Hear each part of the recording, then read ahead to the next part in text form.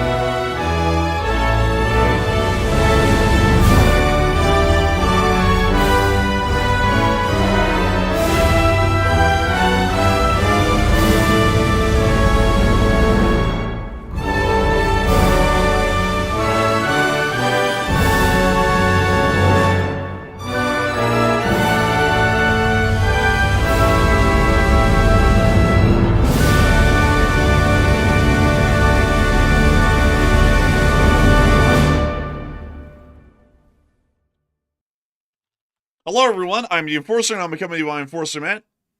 And good evening, folks. It's Enforcer Matt, and welcome back to day 1460 of the War News stream. And today we have had something completely unexpected breaking out. We're currently seeing a massive attack on the Mexican government by massive cartel forces due to a top cartel leader being killed in action during a raid. So massive news today. This is completely unexpected, and this is a big situation. It's good to see you all once again. And we're going to be covering in real time the breaking news events that are now occurring within the Jalisco state of Mexico and generally across the entirety of the nation of Mexico, as we have been able to hear that early in the morning, a Mexican U.S. Special Forces raid that attempted to conduct a law enforcement action against the leader of the Jalisco New Generation Cartel, El Mencho, resulted in the death of the cartel leader. At this moment, we are now understanding that cartel forces of the Jalisco New Generation Cartel are now advancing rapidly throughout large areas of Mexico, creating road blockades, and have besieged several major cities at this point. Multiple members of the Mexican National Guard have been killed in firefights throughout the entirety of the nation, and we are also seeing that it appears that roadblocks are now being formed around the capital of the nation, Mexico City. We're going to be covering the developments as they happen live, and also all of the information and details that we have at this moment leading up to when we were going live on air. But this is a large and developing situation that is currently ongoing within Mexico, and we are seeing that at this moment the situation has become quite tenuous.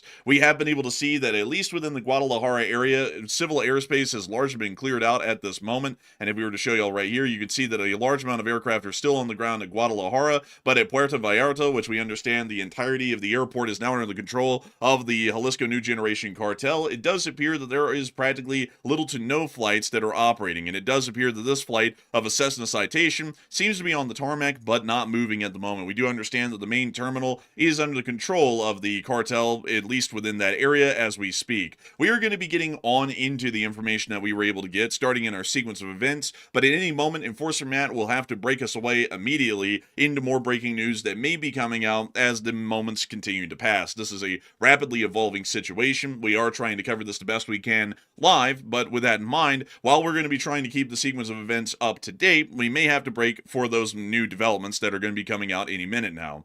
Earlier in the day, And also real quick, Enforcer, before we start going through the entire sequence of events, which has been insane, by the way, like the events breaking out are at such a rapid pace, it's hard to keep up with what's happening. And this is it's literally taking us by surprise. It appears to be taking the Mexican government by surprise as well about how fast these forces are moving through the area. We're currently seeing that the U.S. is warning people to take shelter in pretty much a massive part of the country of Mexico. Also, Enforcer, I put this graphic under our likes tab, by the way, so you can go grab this one real quick, just to give people a quick overview of how bad the situation is. U.S. citizens are urged to shelter in place in part of Mexico's Jalisco region, as well as Michoacan, Guerrero, and Nuevo Leon. And it appears to be that the cartels are trying to strike near the tourist areas as well. So they're torching everything. They're torching the whole place. They're torching cars, buses. They're even hitting grocery stores at this point. So this is a hell of a situation. As you can see, look at all the warnings on the map.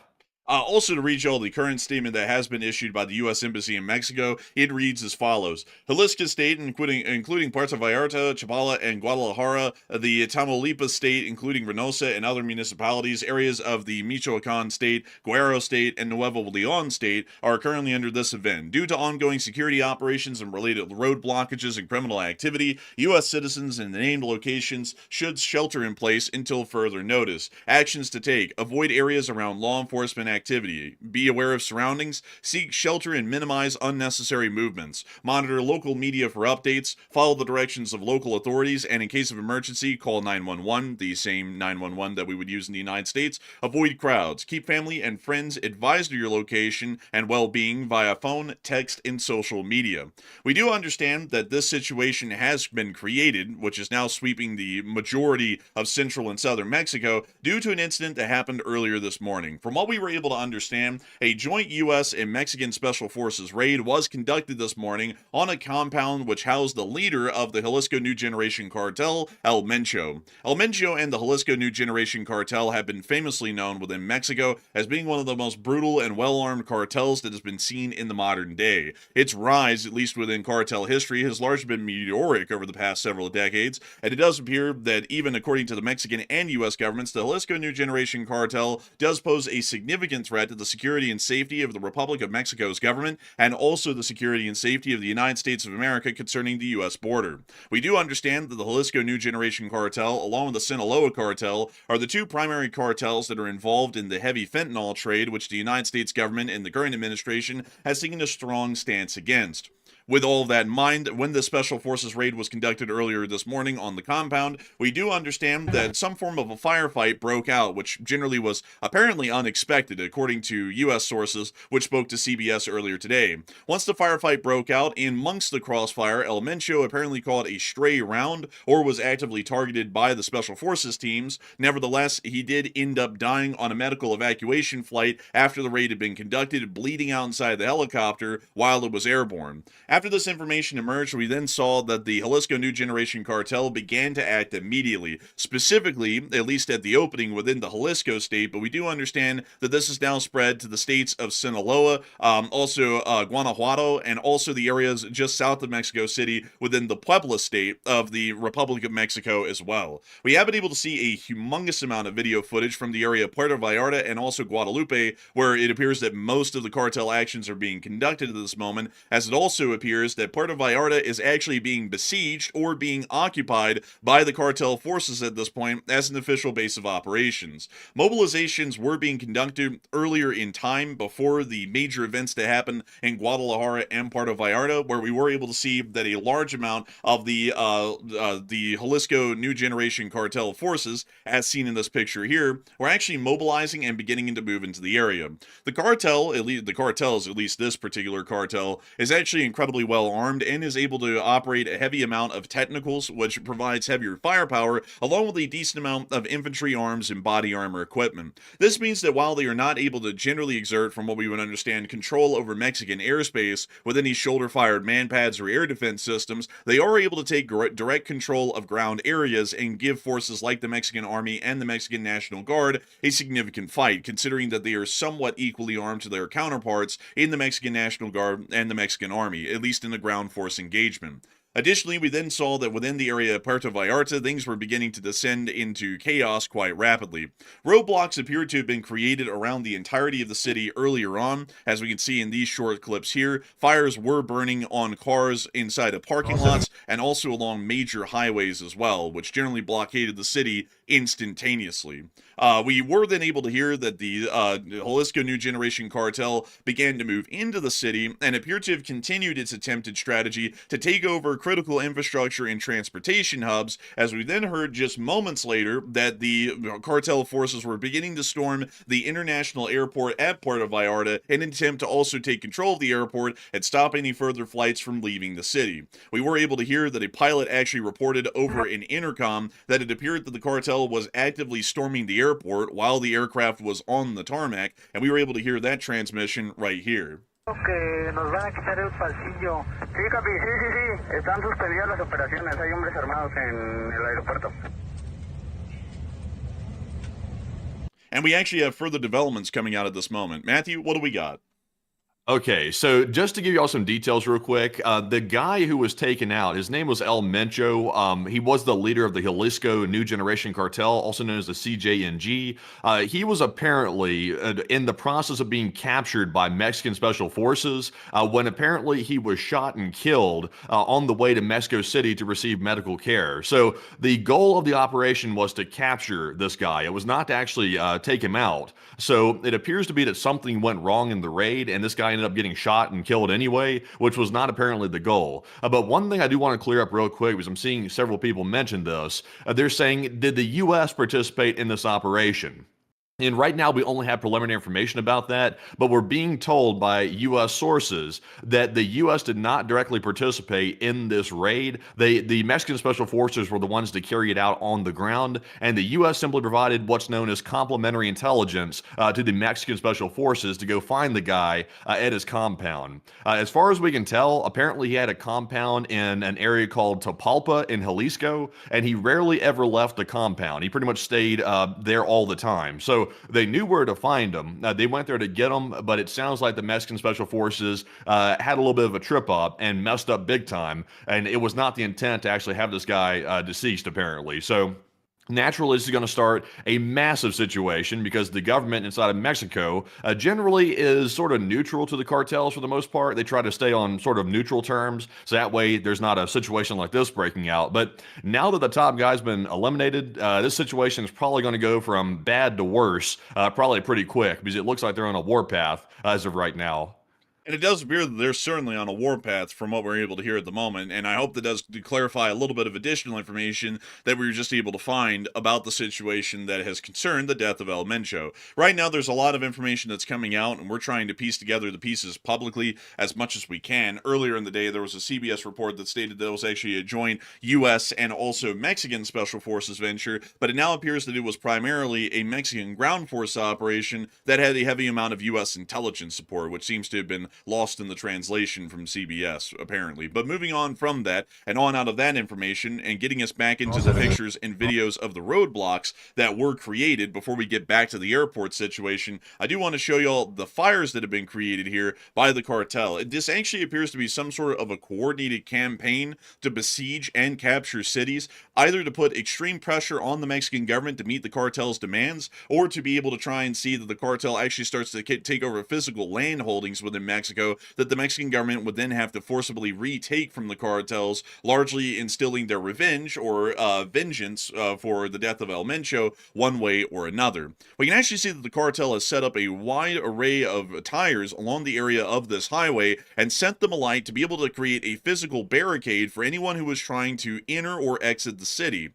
We also were able to see similar cars that have been caught on fire as well, and generally lined up to be able to try and block as much of the road as possible, also and within the areas around Puerto Vallarta. Moving us back towards the airport, which we are also starting to continue to hear significant information from, it does seem that there were apparently active shooters, which we do believe are cartel members that were here at the airport, and we can also see that hundreds, if not thousands, of passengers who were waiting to board aircraft and also staff of the airport began to exit every single available door at the airport leading onto the ramps and started to run out and try and escape the cartel, which was rapidly taking control of the airport at this time. We're going to show this clip really quickly, and then we're going to be getting to the new breaking news that's just come out just seconds ago.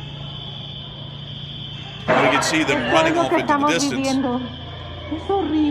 Once again, showing the chaos that's now unfolding around the area of the Puerto Vallarta airport. But we actually have further information that has come out at this moment. And Matthew, what do we got?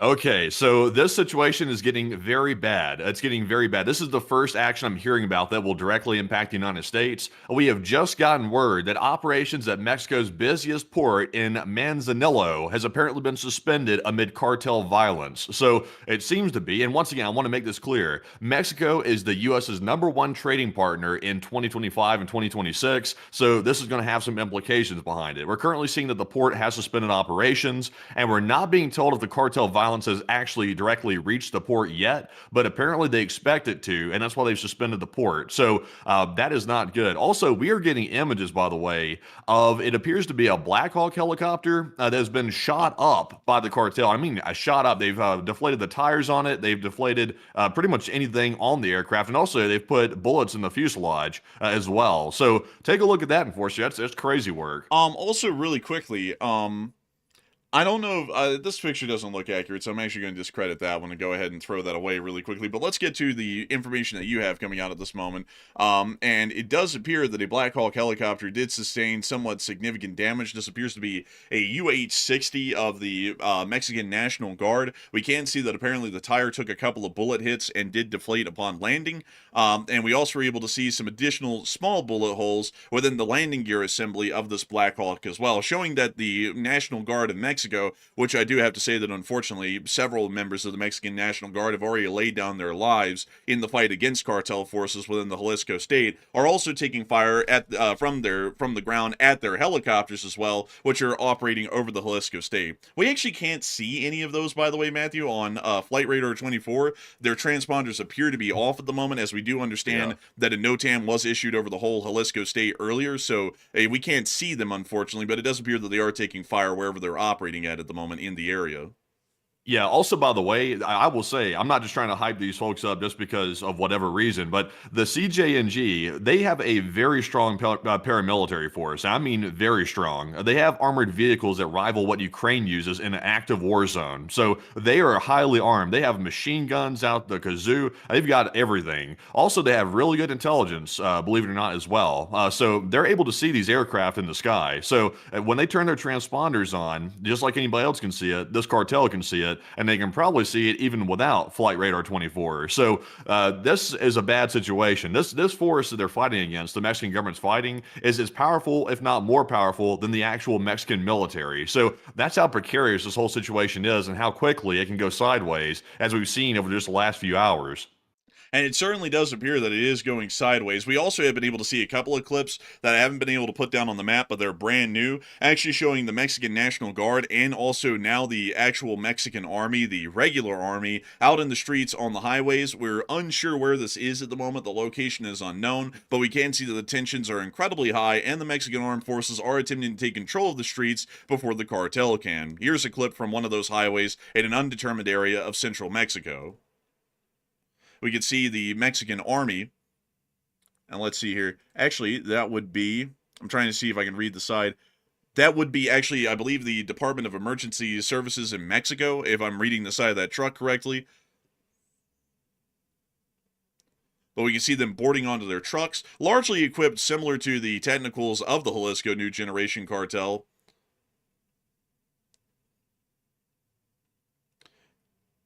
And it is a fairly large army convoy, as a matter of fact. This is actually about an entire battalion's probably worth of force that is currently moving down the highway as the Mexican army is attempting to regain control of the situation around the Jalisco state and other areas, including Sinaloa, where we have seen that the Jalisco New Generation Cartel appears to be conducting a large amount of militaristic ground activities. That is wild right there. Also, by the way, I think the cartel even have their own cellular network. Like they have their own detached network that they can use to avoid being surveilled, basically. So they have quite a few resources down there, and that's been something for a while. Like the Mexican government generally does not really mess with the cartels. They go after certain cartels that they know they can kind of get away with, but they don't go after like the big ones. CJNG is currently one of the biggest ones right now inside of Mexico. So that's like poking the bear essentially when they try to go after that cartel. So not only have they poked the bear, they've gone for the very top of the rank structure as well, which is kind of surprising. I was not expecting that to happen. We're hearing that apparently the U.S. was putting a lot of pressure on the Mexican government to do this, which I would tend to believe that because I don't think the Mexican government would do this on their own accord. That seems highly unlikely to me. So I guess they got pressured into it possibly, but now they've got a situation on their hands that's probably going to be tough to get under control. This looks like a situation that is actually progressing wildly out of control, and it does not appear to be going that well, to be entirely honest with y'all. But we do have another clip here as well that we were able to find that apparently shows a video of the Mexican National Guard engaging in some sort of a firefight with members of the Jalisco New Generation Cartel in this clip right here. Also, by the way, I do have to make sure to start getting everybody more in line here with what Mexican uniforms and equipment looks like. Any member of the Mexican National Guard is almost always wearing this winter-type camouflage pattern. It is generally the camouflage pattern of what we would call a peacekeeper-like force for them to wear solid white. It does not blend in with any surrounding environments. It makes them about as visible as possible, but we can see here that the Mexican National Guard does wear white, which does confirm that these are members of the Mexican Armed Forces. And also, really quickly, I am going to take this off screen and just check this really quickly, folks, because, man, they did bring up a good point. This might be graphic, and I just want to make sure that it is not going to be. So, from what I can tell, folks, it is, actually, it I think is... this video is going to be graphic. Actually, they're showing injuries that they've taken. I think some guys took some hits in the leg and the thigh and stuff like that. So I think that might be graphic. Also, by the way, speaking of casualties, we've seen some pretty bad casualties. It looks like the cartel ambushed a couple of groups of Mexican security forces and pretty much wiped them all out. Like the security forces are trying to regroup right now, as far as we're aware. But it sounds like they're currently a little bit destabilized because, of course, this is happening so fast. It appears the cartel's more organized than the actual security forces. So they're trying to regroup, but there's been a lot of casualties already, including deaths and injuries between all the security forces. Really quickly, I'd like to get back to the video that I sadly cannot show y'all on air that we were about to show, to tell y'all a little bit of some of the unfortunate details that we're seeing later on in the video. If you want to see the video, the link for our Twitter is in the description below, and y'all can go and see it there. But it appears that later on in the video, we actually were able to see what appears to be a car that is absolutely riddled with bullet holes. The windshield appears to have dozens of bullet holes within it. The engine block, the front hood, and also the sides of the car also appears to have dozens of bullet holes in them, and next to the car appears to be either two members of the Mexican National Guard now deceased, or two members of the cartel now deceased after a shootout commenced. We're unsure because we can't really tell exactly what their clothing looks like, and it might actually be members of the Mexican National Guard, but we can't really say for certain. But we can confirm that there are deaths in the streets at this moment, including those of the Mexican National Guard, apparently in the area of Coahuila, within Tonala, Jalisco, which is in the Jalisco state, after firefights have been breaking out along the entirety of the area.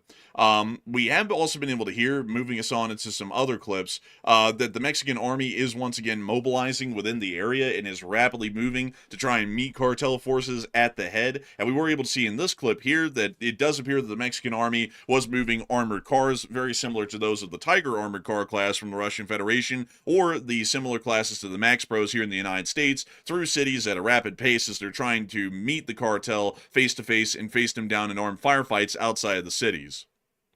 We can see those vehicles on the move here, of course at a high rate of speed.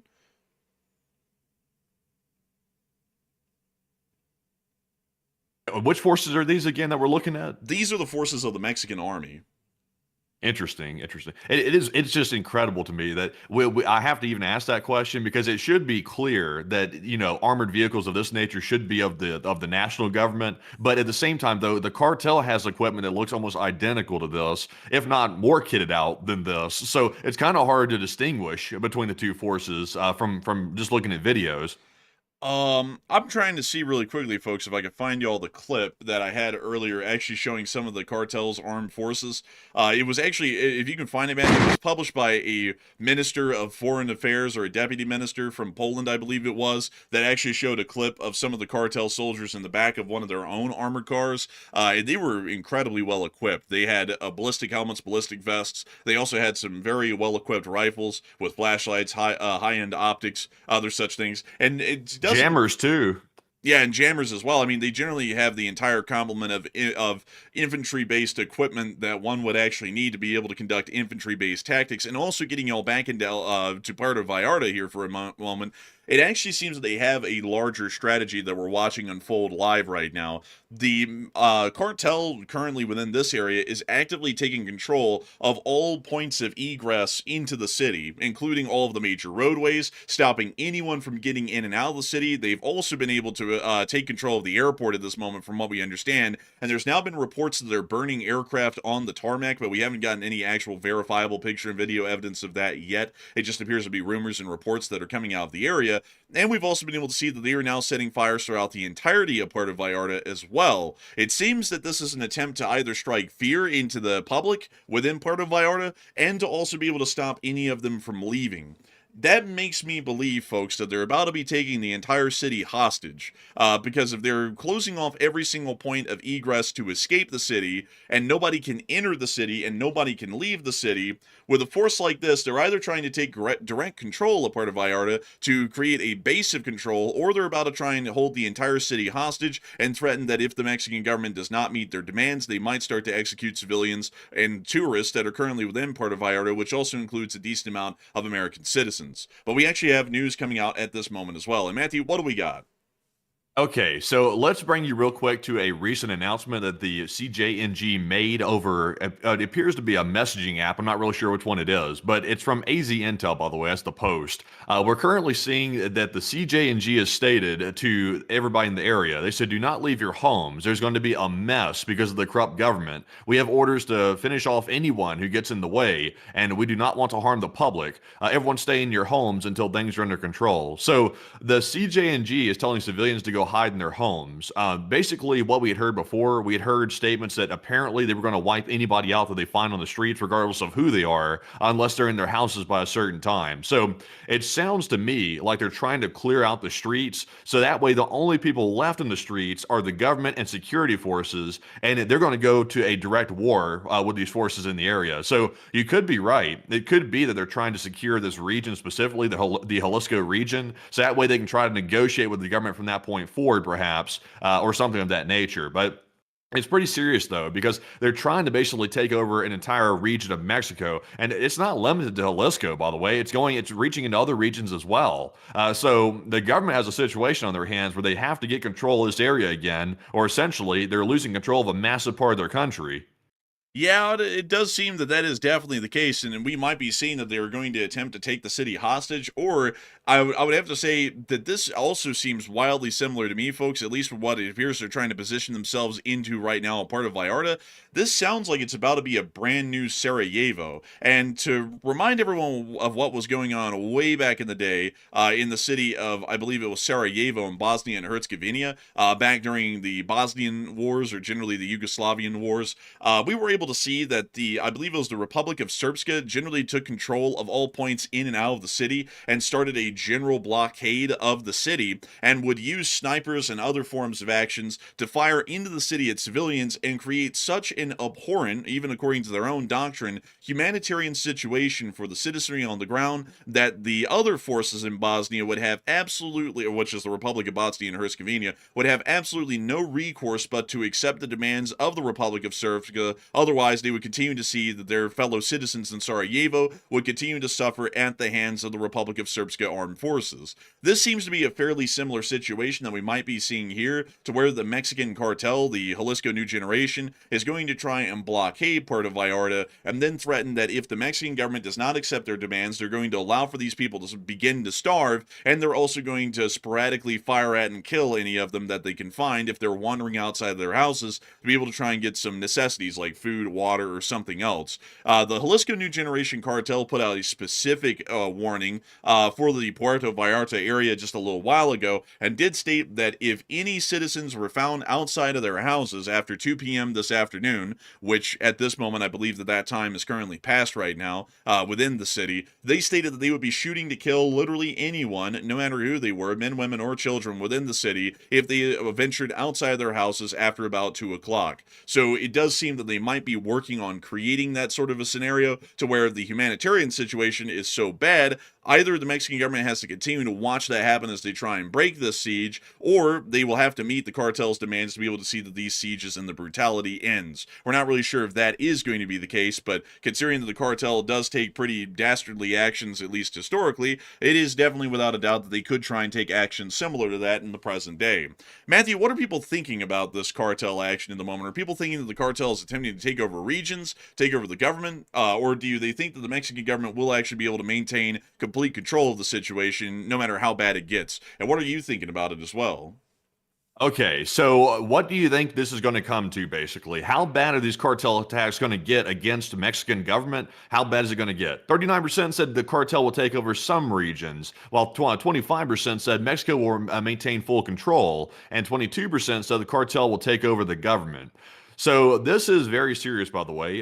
No exaggeration. This is a situation that could threaten the balance of power inside of Mexico. It has been known for a while that the cartels hold quite a bit of influence inside of Mexico, but this is a direct attack on the Mexican government. This is not just simply a political power struggle. This is basically an active war zone at this point. So we're not really sure what the cartel is up to. They've made statements on messaging apps saying that they're on the warpath. They're going to get revenge, and their top leader has been taken out. So we don't know exactly what their intent is at this point. It could be to go for the seat of government, because I would assume they're going to blame the Mexican government for taking out their leader, since that's who carried out the operation. So we don't know what's going to take place. Also, the fact that the U.S. provided intelligence, that could put the target on the United States next as well. So a very dangerous situation. I would say at the moment, the cartel will certainly take over some regions. I would say Jalisco is priority number one for the cartel, and they currently operated there anyway. So they already had some pretty good power in that region. They're probably going to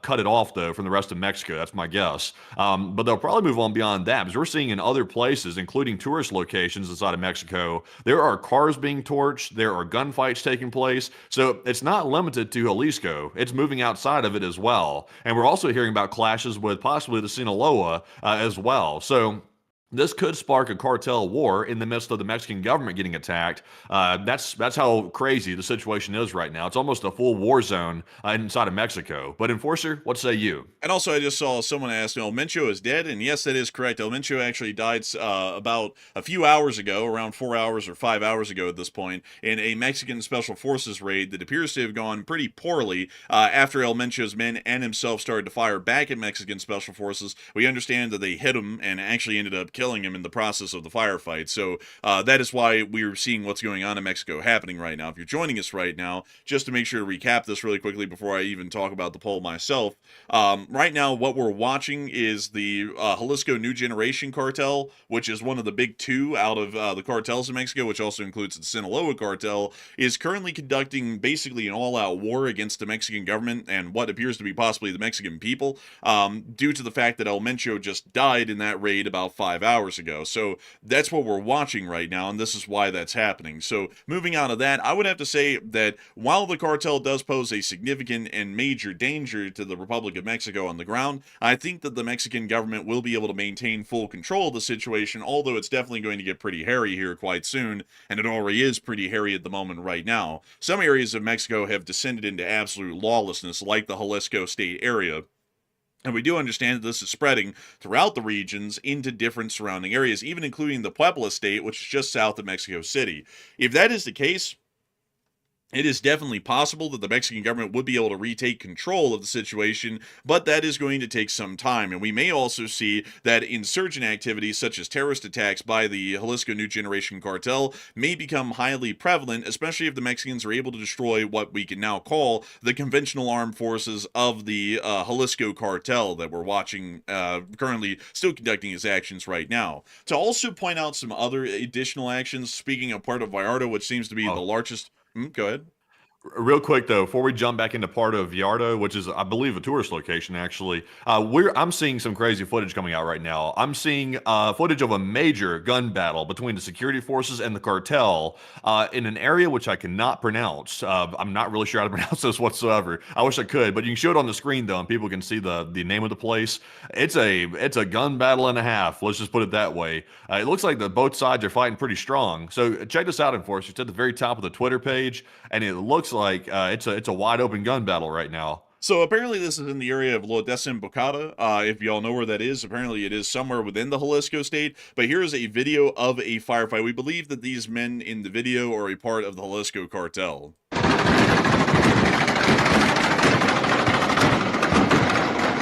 Holy shit. Damn.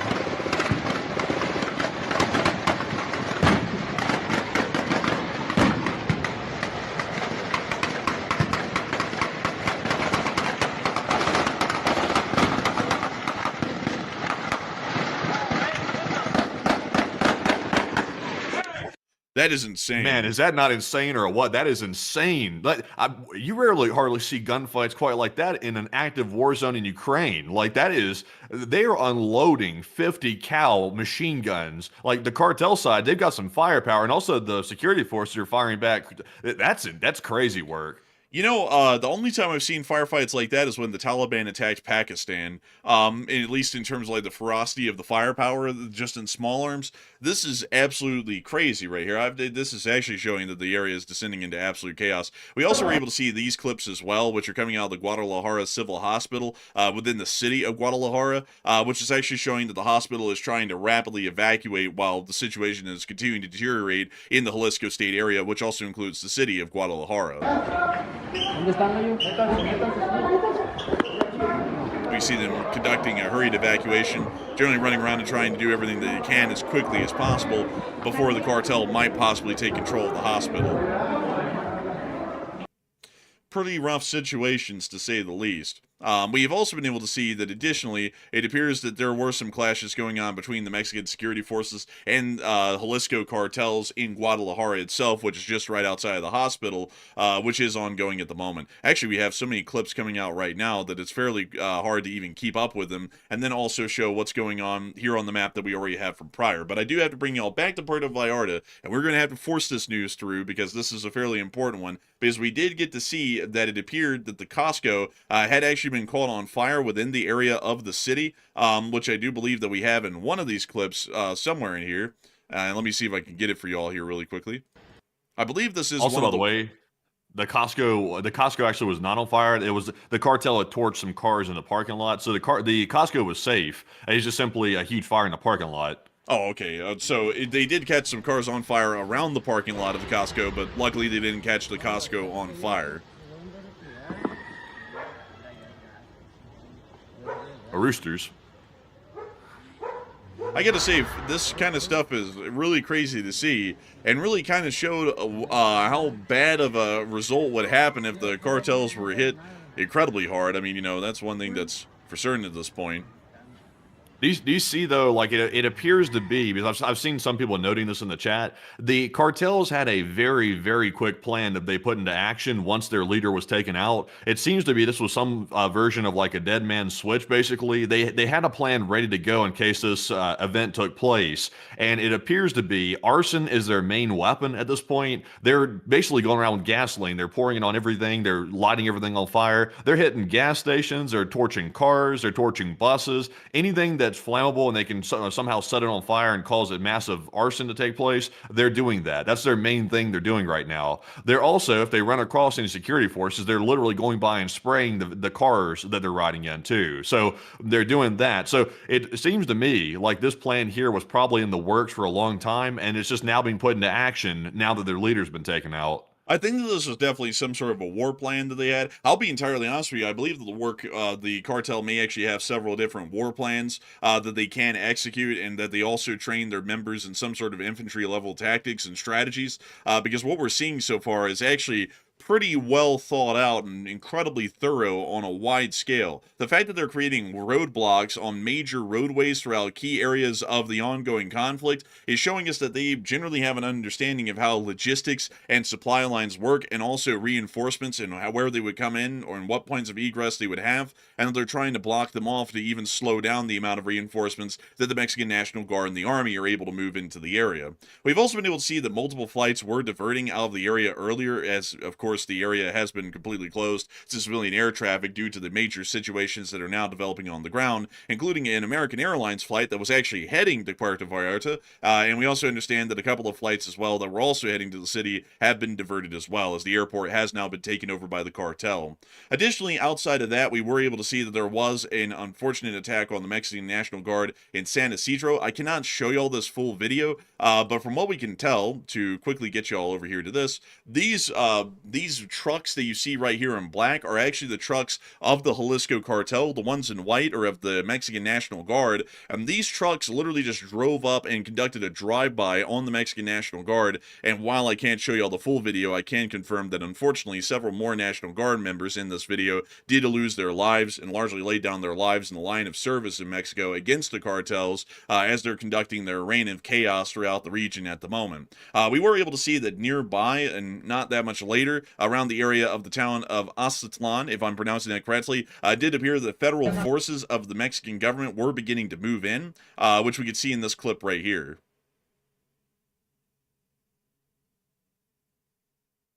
I guess most of them are plain clothes. It looks like the most they're wearing is maybe a vest with possibly some plates in it or something. It looks like they're mostly plain clothes, actually. Yeah, it does appear so. And also, I see a lot of people deriding Americans who go to Mexico. I do want to make it clear that until today, Mexico generally had a state-by-state travel advisory warning, and the U.S. Department of State had largely said that travel to most tourist areas in Mexico was well within safe. It's just that they need to make sure not to go out of the tourist areas and into areas that had heavy cartel control. So I would say that that's definitely not on the fault of any American citizens that listen to the Department of State's travel advisories, because the Department of State have been putting out travel advisories saying that tourist locations like Puerto Vallarta, Cancun, Mexico City, and others were absolutely safe to be able to travel to. That's, of course, not considering the fact that, you know, the head of one of the largest cartels in Mexico could get killed at any moment, and then the entire part of the country in that area could descend into literal chaos, and most cities could be besieged. That's really not taken into account on the Department of State's travel advisors every day, because they're generally considering that, you know, there's only so many cartel leaders, and there's only so little chance that they're going to get killed, and this sort of a hell is going to break out at any moment, so the risk would be low. And it turns out that the risk, while low, happened to be popping off at least today. We also got a lot... Also, by the way, before you jump into the news from Guadalajara, I did find the video showing you the firepower of the CJNG cartel. In fact, it's a video showing their special forces group. Believe it or not, they have different divisions of paramilitary forces, including a special forces elite group, as they call it. So I have a video showing you all their different machine guns, their vehicles that are armored, literally all the way down a dirt road. Take a look at this. So this is a fairly old clip, I do have to tell y'all. This is from a couple of years ago, but this was actually put out by the Jalisco New Generation Cartel to be able to show off the firepower of some of their armed forces of the cartel, which is basically a private army which is funded and operated directly by the head of the cartel, whoever that is, which was El Mencho up until a couple of hours ago. But here's the clip showing their forces, at least in this video. And it appears that they have custom-made armored cars. And the reason why I say that they're custom is because this is clearly some sort of an SUV that they've just plated in loads of armor, and I guess they rigged up the suspension to be a lot tougher as a result. Yeah, they all appear to be like Ford F-250s or F-350s that have been modified for the most part. And they look like they're sort of older models too, so I'm sure they just got them off the used market or something. But it's interesting they put like police lighting into the like vehicle itself, because it's not like they're performing emergency services or something. This is a cartel. But also notice, by the way, on the windows, They did a very small porthole. Apparently they didn't have the maybe the funds to possibly armor out the whole window in glass, so they did a small porthole on the side of it. But nonetheless, this is a lot of armor for a paramilitary group. You know, something that's incredibly interesting here is that this guy actually has a 40 millimeter grenade launcher underslung on his AK. It seems to be probably, well, he doesn't have a mag in it. So the mag's like the easiest way to tell an AKM from an AK-74. Looks like it might be an AKM, but he has an M203 40 millimeter grenade launcher that would usually be mounted onto an M16. As you can see right here, this is an M203 grenade launcher. Usually there is a special sort of an installment that you can make onto a Picatinny rail or some other sort of a mod on an M16 or an M4 to be able to mount this thing. But it appears that they mounted this onto an AKM. That also suggests that they're generally improvising all of this, and there isn't really a general supplier, because if they had a general supplier and they were getting parts to fit, they would have gotten a GP25 grenade launcher, which can be fitted onto an actual AK. It's this one right here. These can be mounted onto AK-74s and similar types of firearms of the AK platform. So it does show that largely at the moment from the video that we're seeing, they are very obviously well equipped, but a lot of it does appear to be improvised arms and equipment. We can also see this person here with what appears to be some sort of a 338 Lapua, if I'm not mistaken, or something similar sized. It has a fairly large optagon. It appears to be a marksman's rifle or a sniper rifle. We also see this person with a generally, actually, that's a fairly bare bones sort of an AR platform right there. It does have a decent amount of ballistic gear on, however. We can also see a technical here. That actually appears to be a 50 cal on top of that truck. We can also see this guy with what appears to be some sort of a belt-fed machine. Actually, it appears that everyone there had belt-fed machine guns. These guys appear to have some sort of ARs and more belt-fed machine guns. Of unknown types, the video quality's a little low.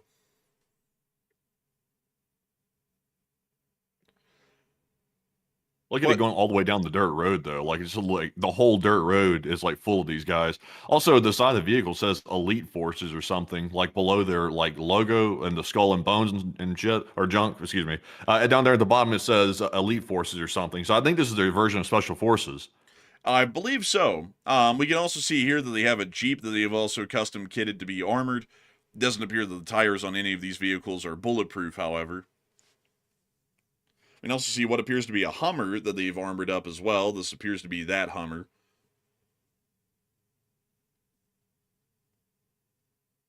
But generally, also, everybody's saying this is an old video. It is an old video, but they're still using these vehicles, though. Just because the vehicles are like a couple years old doesn't mean they trash them or something. So this is still their loadout. And this is generally the sort of forces that we are seeing that the cartel is pushing forward into the field right now. So this is the reason why we're showing the video, is that while it is a couple of years old, which I did mention at the beginning of the clip, it is still showing the armament, equipment, and also vehicles that the cartel is likely and also definitely using at this point right now, as we've already seen similar vehicles and equipped soldiers on film conducting operations against the Mexican National Guard, the Mexican Army, and generally the cities of Mexico within the Jalisco state. So let's go ahead and pause this video right here and show you something different, actually. I'm currently getting a new video coming out of Puerto Vallarta showing what appears to be more violence breaking out. It looks like at a gas station, perhaps. I'm not really sure what's going on here. If maybe they're trying to torch the station or they're trying to fight the security forces, but this is apparently happening in Puerto Vallarta. And correct me if I'm wrong, but I believe this is one of the tourist spots, right? Yes, Puerto Vallarta is a tourist location. Interesting. Yeah, so it's apparently happening right in the center of it. So let's take a look at this clip. We see here the cartel, we would believe, or actually I'm not really sure, that's a white truck, so that might be the Mexican National Guard. Also, Matthew, have we vetted this clip to see if it's not graphic? Let's see here. It looks like we're just simply seeing some vehicles pulling up and doing something. Maybe some gunfire going off. I'm not seeing anything graphic in the video, personally. All right, and so we'll continue to show it. And we can see the members of this group moving around the vehicles. They are armed, and now we can see a firefight commencing.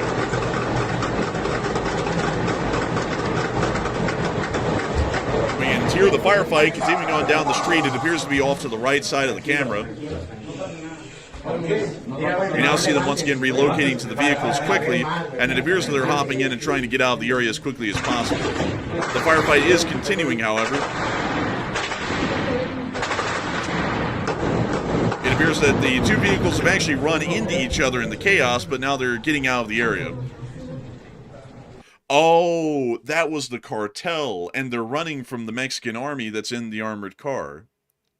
Oh, that's kind of surprising. Actually, I thought it'd be the other way around since this is their region. But apparently, the security forces got the jump on them that time. Yeah, and it also appears they got the jump on them well enough that in the midst of the chaos, they got so panicked that the vehicles ended up actually ramming each other while they were trying to leave. So I'll actually watch this part over again right here. You actually see the truck run into what appears to be what is that, Matthew? A Jeep? It looks like a Jeep. Yeah, so that's a Wrangler. Yeah, so we see that the truck actually ran into the Jeep because they're in so much fear of the armored car coming down on them and I guess ramming them and finishing them off with the roof-mounted machine gun. And then they start speeding out of the area as quickly as they can, and we can now see the Mexican Army's armored car coming up behind with the machine gunner aiming down the machine gun, chasing the cartel down the street, I suppose just firing bursts at them as they go. I think the only reason it went this way, also by the way, is because the security forces happen to have the armored car. It didn't appear those two vehicles, the Jeep and what appeared to be maybe a Ford or like a Ranger or something, those didn't appear to be armored. So I think that's why they reacted like that. I think that is definitely the case, and I think they also realized after they started to fire the vehicle that it didn't appear to be stopping, and it didn't appear that the engine block was taking any damage, say like visible smoke or anything like that, and then they might have realized it was an armored car. But you can hear that while the armored car is chasing them down, it's still laying down a couple of rounds onto those vehicles as it's chasing them through the streets. So, I mean, whether or not those guys made it out of there from the Mexican army, well, I'll leave that up to y'all's imagination. But it does seem that at the moment, they were quite scared of the Mexican army's armored cars. We've got a big deployment going on here. It looks like the Mexican forces have regrouped. I'm currently seeing a video coming out showing what appears to be another Black Hawk being deployed by the Mexican forces, armed with a minigun, and they are unleashing with the minigun right now over CJNG positions near Ectero La Desembocada Road, which I'm mispronouncing like hell, but I gave it an attempt. But we're seeing this right now on the footage, which is crazy. And really quickly, folks, we're actually now starting to hear that there's now an attempted siege of the city of Veracruz, which is a major port city just outside of the eastern regions of Mexico City along the east coast of the country, which we'll be getting to here in a moment. But where is that video that you were talking about there, Matthew, of the Black Hawk? Because I'm not seeing it. Should be at the very top. Here we are. There it is. It hadn't shown up yet. So here's our clip of the Black Hawk. Oh! And it appears to be firing a minigun down on the cartel.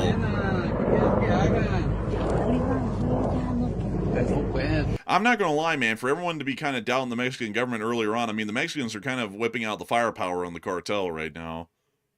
They are, but the problem is, though, as far as we're aware, I'm not sure exactly what they have, but I think the cartels have ways to take down the Black Hawk, which is, we saw the bullet holes in the last image. They had shot up a Black Hawk, the last one that came through here. This is apparently a new one coming through to start firing the minigun. So we don't know exactly what type of air defense the cartel is working with. I don't think they have anything too crazy, like, for example, like Venezuela would have or something like that, but they obviously have small arms, and they could have possibly, man-portable systems possibly, but I would generally doubt it a little bit, considering that a lot of their prior weaponry in that video, even of their special forces, looked highly improvised. It's most likely that they probably don't have any shoulder-fired anti-air weaponry. We'll probably be finding out here soon. If they do have it, they will be firing it at the helicopters eventually, and one of them will go down, and that's when we'll find out. But I don't believe that they have any shoulder-fired weaponry, at least from what I would know. But once again, folks, the cartel does have a pretty significant global supply chain, and it is able to pull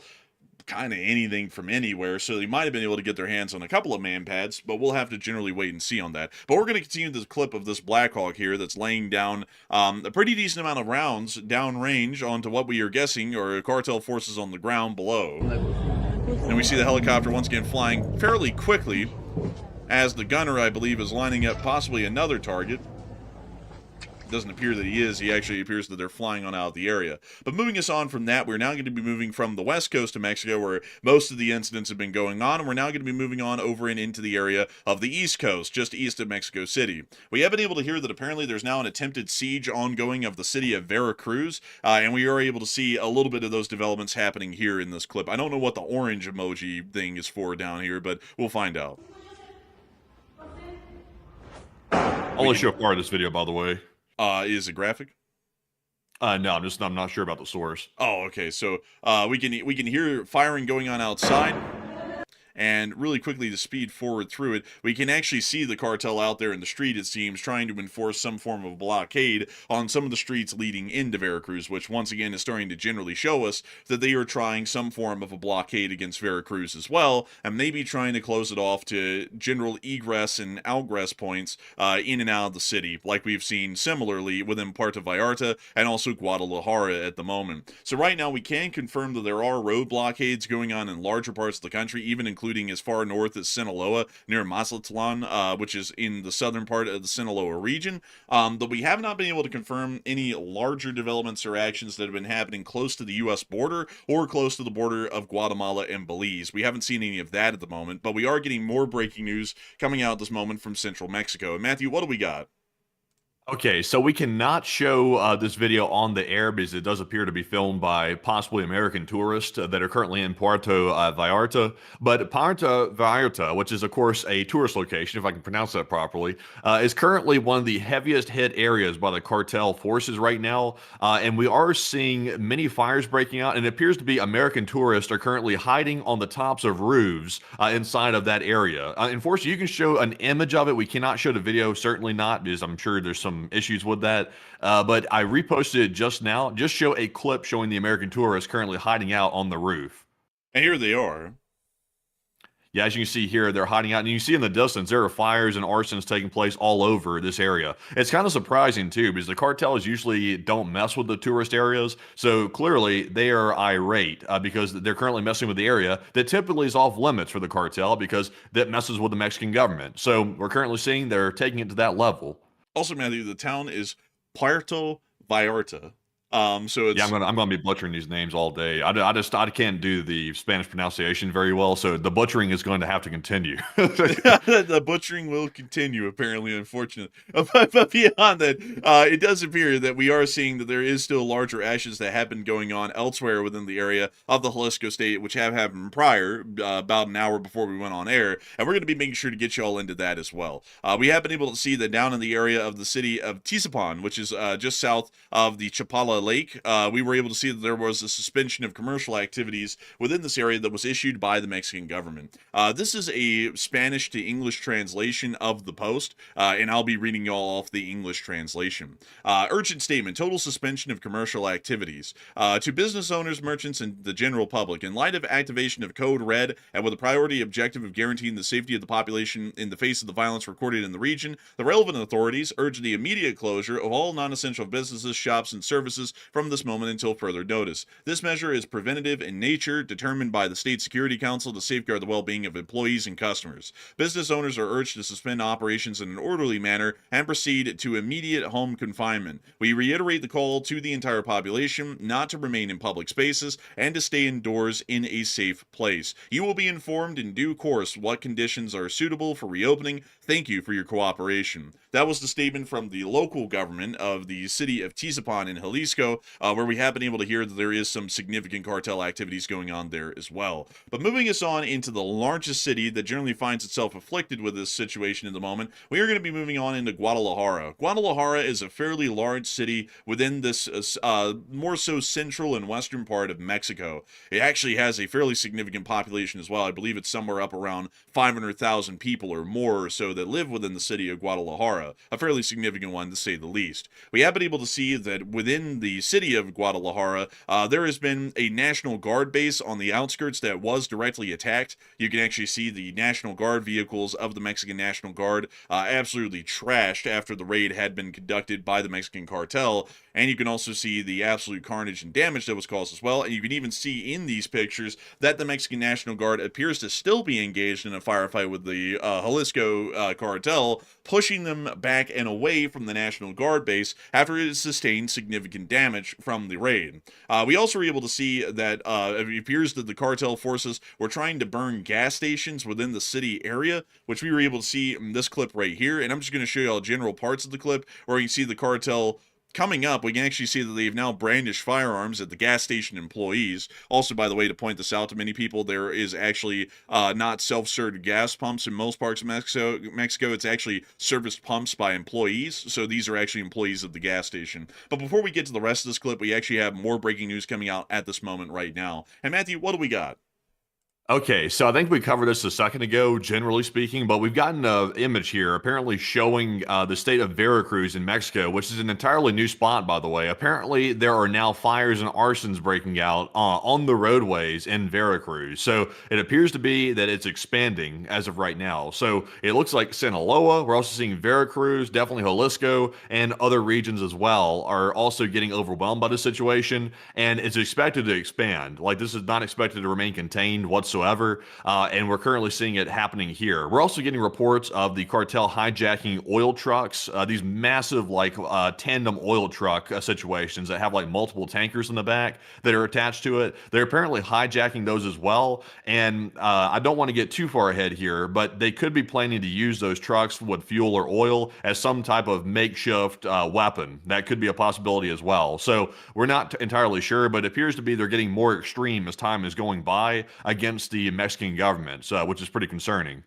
Also, really quickly, we actually have a bit of a map to show y'all here of the cartels, because there is an ongoing theme and a trend here that most of the areas, and also, by the way, this is from 2024, this map has actually evolved, and the area that's in blue, which is the Jalisco New Generation cartel, has actually expanded its control quite significantly further north, as they've been winning a decent amount of battles against the Sinaloa cartel, which up until recently was basically the dominant and primary cartel of Mexico. But we can actually see that most of the areas where the chaos is currently unfolding, even including Veracruz and Puebla, which are south of Mexico City and also to the east, do appear to be under the direct control, at least in terms of land holdings, by the Jalisco New Generation cartel. So it seems as though, from what we could tell, that most of the activities that are going on right now, while they appear widespread nationally, most, if not all of them, are generally inside of the battlegrounds that the Jalisco and Sinaloa cartels are currently engaged in, or it is well within the control and parameters of what we would call the Jalisco cartel's reign of ground or territory within the central area of Mexico. So that seems to be what we're looking at right now, and that's why we're seeing that there is now an attempted siege on the port of Veracruz as well, which is just to the east of Mexico City, which is quite an interesting development to say the least, and once again showing us that the cartel generally knows no bounds, at least at this moment, on what type of damage they're willing to conduct, and they're willing to conduct as much damage as they possibly can in any amount of territory or zone that they are attempting to control. Moving us on. So get this real quick. I'm currently getting reports that there might be a massive prison break that could be underway. Go check out Ixtapa. Is that an area close by to Jalisco? Because I'm not totally familiar with where that's at. How do you spell that? Ixtapa. You might just type it in and see where it brings you to. Let's see here.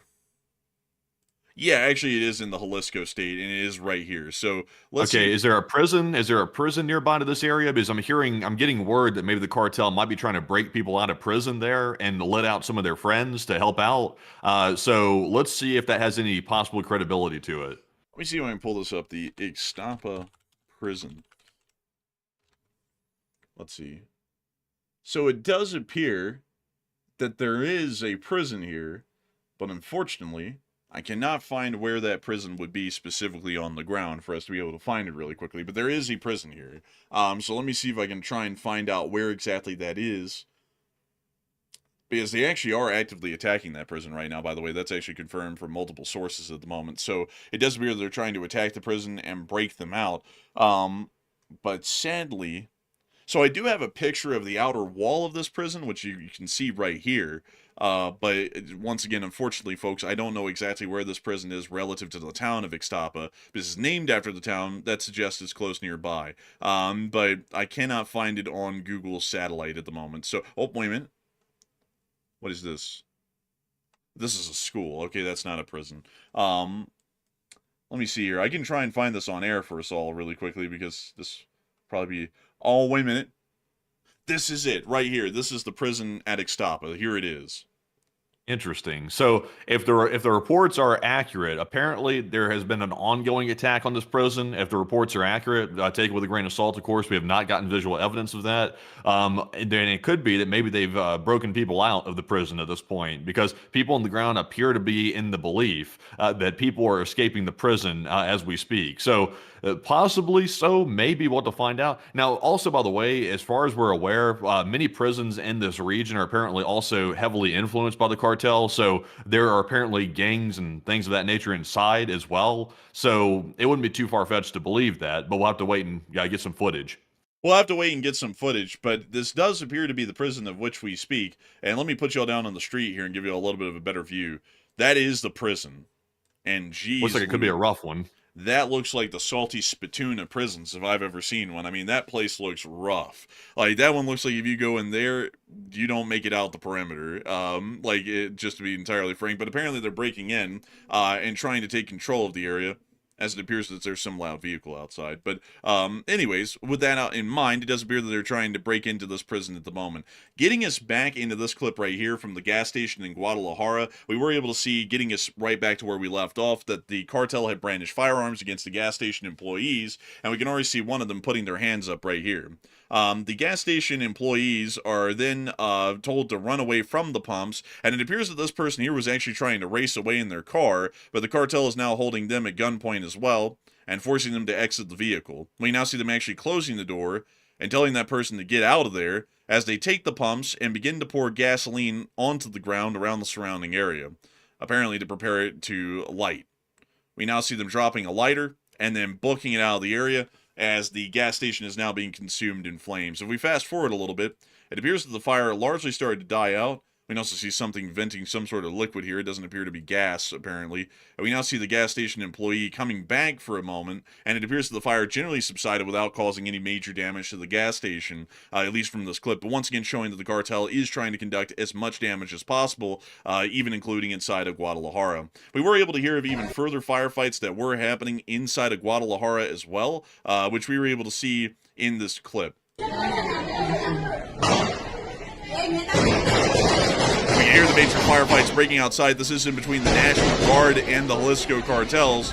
And we see the employees just sitting inside and watching the firefight literally unfold, literally steps away right outside of their store. And where is this at again? What location is this being filmed from? This was in central Guadalajara in the Jalisco state. So this is fairly close to where all this started off. Also, by the way, I do have another video real quick. We don't want to show too much of that clip, by the way, but jumping into our next one, we do have another video coming out of Tapalpa, which is apparently where El Mencho usually hung out, apparently. So it appears to be some heavy clashes in the street. We're seeing in this new video. This is actually where he died. Like, this is where the raid happened. Yeah, this is where his compound's at. Yeah, so let's take a look at this clip as well.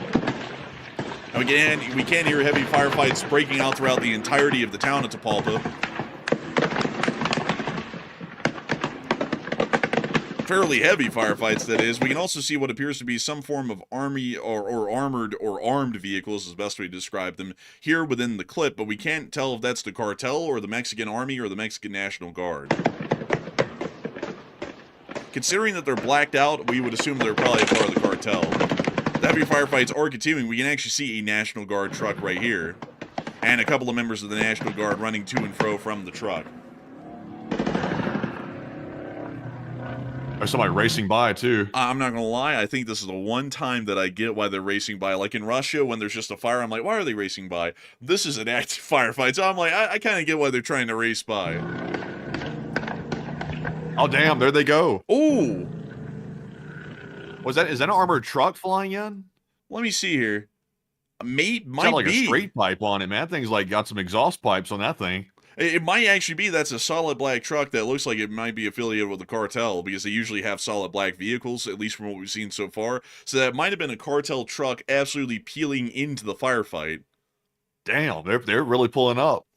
I mean, really. I mean, they honestly are. I mean, that's crazy right there. But with that, we are still watching the situation unfold at the moment, and it is quite a major one. But we've also been able to see, moving us on into Sinaloa, which we haven't even gotten to during our whole show yet, we also have been able to see that cartel actions have even reached as far north as Villa Union in Mazatlan in Sinaloa, which we were able to see right here. And it does appear that there was a road blockade that had been formed, and there's also fires that have broken out within the city itself, once again showing that the Jalisco cartel had actually expanded its control up until this point within this area, and it was also conducting as much mayhem and damage as it could here.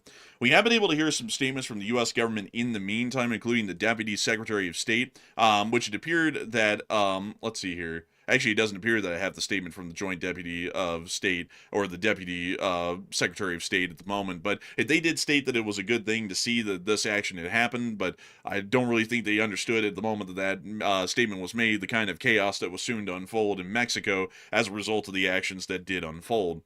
We have also been able to... So I got the statement from the Embassy of Mexico in the U.S. I just reposted that one. I'm trying to get the second one as well from the. Here we go. I just got the second one. Let me grab this and put it at the very top. Let me go grab it real quick because we have two official statements so far. We have not heard from the President of the United States about the situation. He's been pretty much silent about it. We have not heard from Marco Rubio about it. They've been oddly silent. So I would assume they're monitoring the situation and they're probably waiting to see how this plays out before they come out making real statements about it. And so here's the official statement of the Embassy of Mexico in the United States of America. From Mexico, Secretariat of National Defense of the Mexican operation resulting in the death of El Mencho. Through Central Military Intelligence efforts alongside the Mexican National Intelligence Center and the Attorney General's Office, FEMDO, Special Forces of the Mexican Army planned and executed an operation in Tapalpa, Jalisco. Various aircraft from the Mexican Air Force and the Special Immediate Reaction Force of the Mexican National Guard participated in this operation to achieve the arrest of Ruben N., alias for El Mencho. During this operation, Mexican military personnel were attacked, and in defense of their physical integrity, they repelled the aggression. This resulted in 4 members of the Jalisco cartel criminal group dying at the scene, and 3 others being severely wounded, who lost their lives during their airlift to Mexico City. Among the latter is Ruben N., alias Mencho. However, the corresponding authorities will be in charge of the forensic activities to confirm his identification. In addition, 2 other members of his criminal organization were arrested, and various weapons and armored vehicles were seized, including rocket launchers capable of shooting down aircraft and destroying armored vehicles. I would assume that those would be RPGs, RPG-7s specifically, because if they can destroy vehicles, that's not a Stinger. A Stinger could never do that. Unfortunately, during this military action, 3 members of the institution were wounded and likewise transferred to medical facilities in Mexico City for emergency medical care. In addition to Central Military Intelligence efforts, complementary information was provided by U.S. authorities within the framework of bilateral cooperation and coordination with the United States. At this time, elements of the Mexican National Guard and Mexican Army troops from the center of the country and states neighboring Jalisco are mobilizing to reinforce the security of the state. With these actions, the Secretariat of National Defense reaffirms its commitment, contributing to the strengthening of Mexico's security. Mexican Air Force, Army, and National Guard, the Great Force of Mexico. So that's the official statement from the Embassy of Mexico in the United States of America. We also have another statement from Christopher Landau, who is the current, I believe, the Deputy Secretary of State to the Office of the Secretary of State or the Department of State. I've just been informed that Mexican security forces have killed El Mencho, one of the bloodiest and most ruthless drug kingpins. This is a great development for Mexico, the U.S., Latin America, and the world. The good guys are stronger than the bad guys, and then that statement was also put in Spanish as well, so we can actually see that statement right here. But nevertheless, it does appear that the Mexican embassy has put out a fairly detailed but also succinct summary of the events that happened that led to the death of El Mencho, and it also appears that Christopher Landau, which is the only higher up government statement that we've gotten at this point that concerns foreign affairs, which is the Department of State, appears to be well within line that this was a great thing to see. Generally, we do understand that a fight against the cartel and its eventual whittling into a smaller, existent, and less threatening force would be greatly beneficial to the United States and also the entirety of the Americas, but it does appear that the times to follow are going to be fairly troubling, especially for that of the Republic of Mexico. But a lot also, of by the way, we haven't heard yet, and also, by the way, it appears appears to be that U.S. Tourists that are currently in the area where the cartels are attacking, they're currently taking shelter and hiding, which is very smart, by the way, because it's very possible that once the cartel learns or somehow finds out that the U.S. played any type of role whatsoever in this, the cartel could decide to start targeting U.S. citizens deliberately to try to get even. We don't know exactly if they're going to start targeting the U.S. directly. We'll have to wait and see how that plays out. But I'm sure they're going to get revenge on anybody who they thought was involved in it. So we'll have to wait and see. But so far, we've not heard of any U.S. casualties in any type of regions in Mexico. I hope that they won't do that because I have a feeling, and it would be well deserved at that point, that a U.S. response would not be mild to that sort of a development, to say the least. Especially if the safety and lives of American citizenry are concerned, the U.S. should spare no expense and no efforts to see that the maximum amount of vengeance and destruction can be conducted if that is an action that was to be taken by anyone on the ground in Mexico. God forbid if they do. But moving on out of that, it does seem as though a lot of people are talking right now about what the next actions of the Jalisco cartel may be, considering the chaos that's currently consuming the entirety of central Mexico. And Matthew, what are people thinking about that right now, and what are you thinking about that as well? So the question is, will the U.S. become a target of cartel revenge? And it looks like people are all over the place with this poll right here. It looks like 34% said yes, they will try to hit the USA directly, while 28% said they'll only try to target U.S. citizens in Mexico, and 28% said no, they will not target the United States. So it's a whole different matter for them to target the Mexican government versus targeting the United States. So far, we have seen the U.S. generally try to stay out of the situation for the most part. We have heard, obviously, a lot of statements coming from U.S. officials claiming they want to go down and deal with the cartels, but we've not seen actual action get taken yet. So I think the cartel might hold off before they target the U.S. because if they did that, that's going to bring down a whole different situation on their heads. And if the Mexican forces combine with the U.S. forces, that probably actually will put the cartel in the back foot. So I think they'll try to avoid that. Obviously, the cartels are heated. They're very upset and very berserk right now. But I don't think they're going to let that cloud their judgment enough to actually tangle up with the United States military. That would probably be very unwise for them to do that. So we'll have to wait and see. But there is one more possibility, by the way. If the Mexican government starts feeling like they're getting overwhelmed, they could actually end up reaching out to the United States military for help. And if they do that, that could give the U.S. the foot in the door to end up going down there and starting a cartel operation. The U.S. has stated they wanted to do that, but generally Mexico said, no, we don't want that. Stay out of our country. So this could change that calculus quite a bit if the U.S. asks for help. And it definitely could change the calculus quite a bit, especially if the Mexican government appears to be in a struggle for their very existence. We could see that they actually begin to request for U.S. military support inside of Mexico, which would be offered because it would be a fairly similar situation to what we saw about 100 years ago during the Mexican Civil War, where we saw that Pancho Villa and his gang of bandits, which was incredibly similar at that time to the cartels that exist today, were generally marauding the U.S. borders during that period, and we saw that the U.S. Army was actually deployed in limited form along the U.S. border and into Mexico, not that far in, but kind of into the border regions to an extent, to be able to try and hunt down Pancho Villa and his gang of bandits and kill him. We ended up not getting Pancho Villa, but we ended up getting some of his right-hand men and also some of his higher-ups, which was good enough for us, and it generally got Pancho Villa to back off. But it does seem that this situation is still running quite wildly out of control, and to even bring out something that's a little bit shocking in its own right, this is a place that Matthew and me have actually been to once in our lives, is the area of the island of Cozumel. On Cozumel, there's the city of San Miguel de Cozumel, which is the major city of Cozumel, and it generally is a tourist hub for tourists that are traveling to Mexico via cruise ships. You can actually see two of those cruise ships moored right out here at the cruise ship pier, which I believe has actually been extended at least recently. But nevertheless, it does appear that even within this area, some form of arson had been conducted against storefronts within the area of the city of Cozumel, which we were able to see in this clip right here, showing smoke billowing through the area of the central area of the city and fires that had broken out in some of the stores along the island of Cozumel. It does appear that the fire department was able to respond, meaning that this might have been an isolated arson attack that was seen within the area in response to the death of El Mencho, but it doesn't suggest that there's any heavy activity by the Jalisco cartel on the island of Cozumel. Cozumel is generally heavily policed, is the best way to say it. There's very little cartel activity on this island, usually, unless if we're talking about like the southern end of the island down here. There is some cartel activity around this area, but most of the time there isn't really any cartel activity on the island of Cozumel. because the U.S. companies that run the cruise ships are heavily involved in the operations of this island, and so they made sure to get the Mexican government in and put in a little bit of elbow grease to make sure that nobody could really operate heavily on the island of Cozumel. So a little bit interesting of a development to see, but once again showing the reach in which the cartels have at the moment in that area. But with that in mind, folks, we are going to be...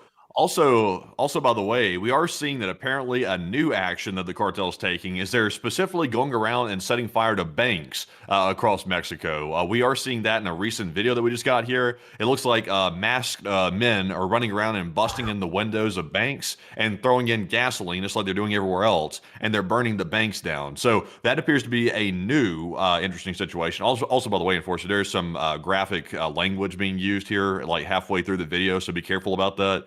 But you can show at least some clips from the very beginning of it. And actually, we're just going to mute it and play it that way, so that way we don't have to hear the language. But It's we in can subtitles.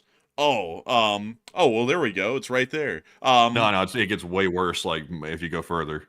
Oh, okay. Well, it's not right there. It's later. But yeah, but nevertheless, it does appear that they did set this bank on fire. So, interesting sorts of tactics to see at this point. It looks like they're now just, after kind of taking control of some key areas, and now it looks like they're just trying to cause as much damage as they possibly can. So fairly interesting to say the least. But we also were able to see this clip here that I reposted on Twitter. I will not be able to show this to y'all. It actually shows another Mexican National Guard vehicle that was ambushed by the cartel within the Jalisco state. So I cannot show that one to y'all. That one's graphic, but I did put it on Twitter and repost it so y'all could see it if y'all want to get a better idea of the gravitas of the situation that's currently going down in Mexico at the moment. So with that, it does appear that we are getting a little bit of a room for a breather right now, like just a tiny bit. And I do want to make sure to get to talk to y'all. I know that many people have a lot of questions right now, and we've also gotten some folks who are throwing in support to the channel, and I have to say humongous thanks to the folks who are supporting the channel through the super chats, because y'all help to make the channel possible. Many of y'all who are new here, because we've had about 250,000 views so far in about an hour, are probably noticing that we don't have any ads and we don't have any sponsors on the stream, and that's because we've never had ads or sponsors on the stream, and our stream is entirely crowdfunded by the viewers themselves. And we thank the viewers massively who go over their way to support the channel and help it to keep running, because they help us to be able to keep doing this as our full-time job and covering the news at this level of detail and research every single day of the week. I also have to say that sadly, folks, this is a breaking news stream, and due to the breaking news stream happening earlier in the day, we will not be having a late night stream on Sunday. So this is the live stream for the day for the large part. I'm very sorry about that. We didn't expect that this was even going to happen today at all. This literally has all happened out of the blue. Like, nobody knew a raid was going to be happening that would kill El Mencho and then basically kick off a small war that's going on in central Mexico at the moment. That was completely unexpected. We were actually on high alert today, folks, funnily enough, for a war that would happen with the Islamic Republic of Iran, not a war happening in central Mexico. So this was all fairly unprecedented for us, and for that reason, this is going to be the only breaking news stream of, well, really the only news stream of the day. But beyond that, I do have to say that we are going to get a couple of questions from the chat in the meantime, though, before we get back into the coverage of our news that we're getting out of Mexico, which we should be getting a little bit more in the meantime. So, Matthew, what do we got? Okay, so we're definitely going to be getting some more news coming out because it looks like there is more stuff happening. But in the meantime, though, let's go ahead and get a few of our super chats to address those real quick. And our first one of the day, it's not the night actually, it's of the day. This one goes to James White, who puts in a 50. And thank you very much, James, for that generous support. He said, thank you for your instantaneously and live coverage and 22,000 viewers at the time. And I got to thank you incredibly for the support, and I got to say that it is folks like you who help to make this thing possible and help to keep this thing rolling. It's a great thing to know that a lot of people really appreciate the work and effort that we put into this. I've got to say, James, we are incredibly lucky. We were on high alert for the war breaking out with Iran any day now, because if we weren't, we wouldn't have really called this. We might have been out and about today conducting some errands, and we wouldn't be able to get to this as quickly. But we were able to get to it fairly quickly, and of course, I've got to say humongous thanks to folks like you. Y'all give us the ability to be able to sit here and do this as a full-time job, and sometimes in tenser moments like we're seeing with Iran right now, literally just sit around all day waiting for something to kick off like we just saw right now. So humongous thanks to you so much once again. I hope that does address that incredibly well. And I also got to say humongous thanks to the 34,000 people who were here live with us today at the peak, and we've had about 250,000 people live with us so far watching the show. We're entirely honored and appreciative that so many of y'all would choose this channel to hear your news from of what's going on in Mexico right now. And so with that, we're on to the next one. All right, and our next one here goes to none other than Hokey Redneck, who puts in a $50 support, and thank you very much, Hokey, as well for that support, and we do appreciate that very, very much. He said, I'm not sure if this is a charity or to you guys, but thanks for coming on early. And I thank you for the support, and it's not to charity because we didn't have time to set up a fundraiser for the show. Like, it all happened so quickly, we had to get on air immediately.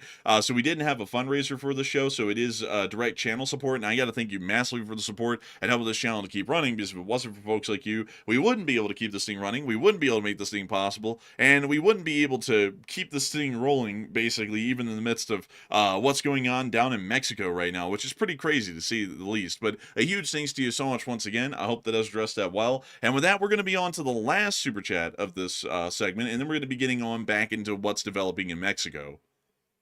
All right, and also, by the way, a big shout out to Josh White for putting in a $20 support, and thank you very much, Josh, for supporting the channel once again, and we do appreciate that very much. And she did not leave a comment, but we do appreciate it. And Enforcer, what say you? I gotta say, a huge thanks to you for the support and helping this channel to keep on running. If it wasn't for folks like you, we wouldn't be able to make this channel possible and keep it running. And I gotta say an entirely humongous thanks to you so much once again, because if it wasn't for folks like you, we wouldn't be able to make this thing possible, and we wouldn't be able to keep it running. And so a humongous thanks to you so much once again. I hope that does address that well. And with that, it's time for us to start moving on back into the news that we've gotten out of Mexico. Hey, Matthew, do we have anything new?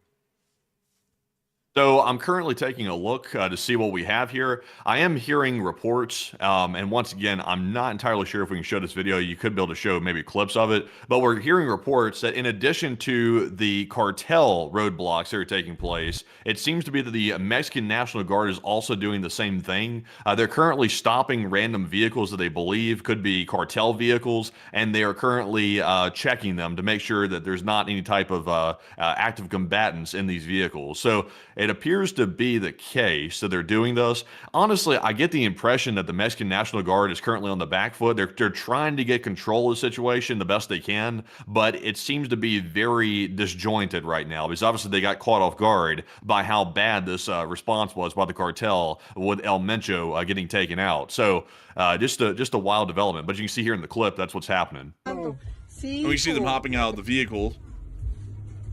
And we're going to mute that because it appears there's music. Yes, that is correct. There is music. And we see them here walking up to the car and apparently speaking to the driver and inspecting the vehicle for anything that might be considered illegal contraband or possibly anyone who might be involved in cartel activities.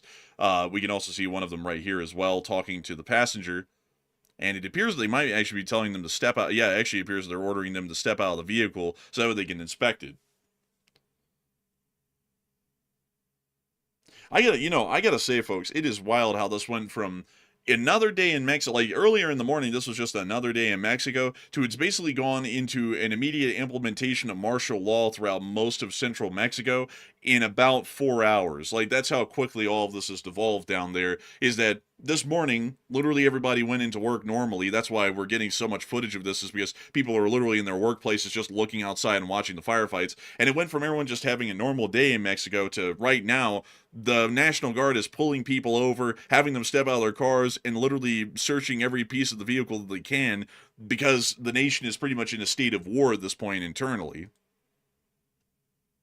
Also, by the way, we have gotten a statement from the president of Mexico, actually. Believe it or not, we actually have a statement. I just reposted it right now. And let's jump to that real quick. She's currently saying that the Secretariat of National Defense reported on the operation carried out this morning by federal forces, which resulted in various blockades and other reactions. And she claims there's absolute coordination with the governments of all states and that they remain informed and calm. The social media accounts of the Security Cabinet provide permanent updates. And in the vast majority of the national territory, activities are proceeding with complete normality. I'm not so sure about that, but that's what she says. She says, my recognition to the Mexican Army, National Guard, Armed Forces, and Security Cabinet, and they work every day for peace, justice, and well-being of Mexico. So one thing I've noticed, it kind of plays into her statement a little bit. The Mexican government appears to be taking a approach of claiming that everything's just fine, when generally speaking, it's still highly out of control. So once again, it seems like they're kind of on the back foot. They're trying to claim that things are okay, but it's just, we're seeing the footage is not okay. In fact, it's still escalating. So, Enforcer, what say you? I would say that it appears the Mexican government is trying to make sure that the public remains calm, although the situation is really bad in central Mexico at the moment. And we could understand that at the moment just from the amount of Mexican Army and National Guard forces that we've seen out there. They're throwing about as many resources as they can at this to try and put this down as quickly as possible. Don't really know how that's going to go, but I generally would believe the Mexican National Guard and the Army have shoot-on-sight orders at this point for anyone who's a part of the cartel or armed at this point, so they might be able to put this down, if that's the case. But it is a pretty sort of a crazy development, to say the least, that we're seeing right now inside of Mexico. I mean, you know, it's nuts. I mean, like, there's no other way to explain it. Have y'all seen the videos that we've been showing the whole stream, which many of y'all have? Y'all have seen an entire city, which is Puerto Vallarta, come under siege and basically be brought under the control of the cartel. Guadalajara's got major firefights going on in the middle of it. I mean, the Mexican army is literally chasing the cartel around in armored trucks, gunning them down.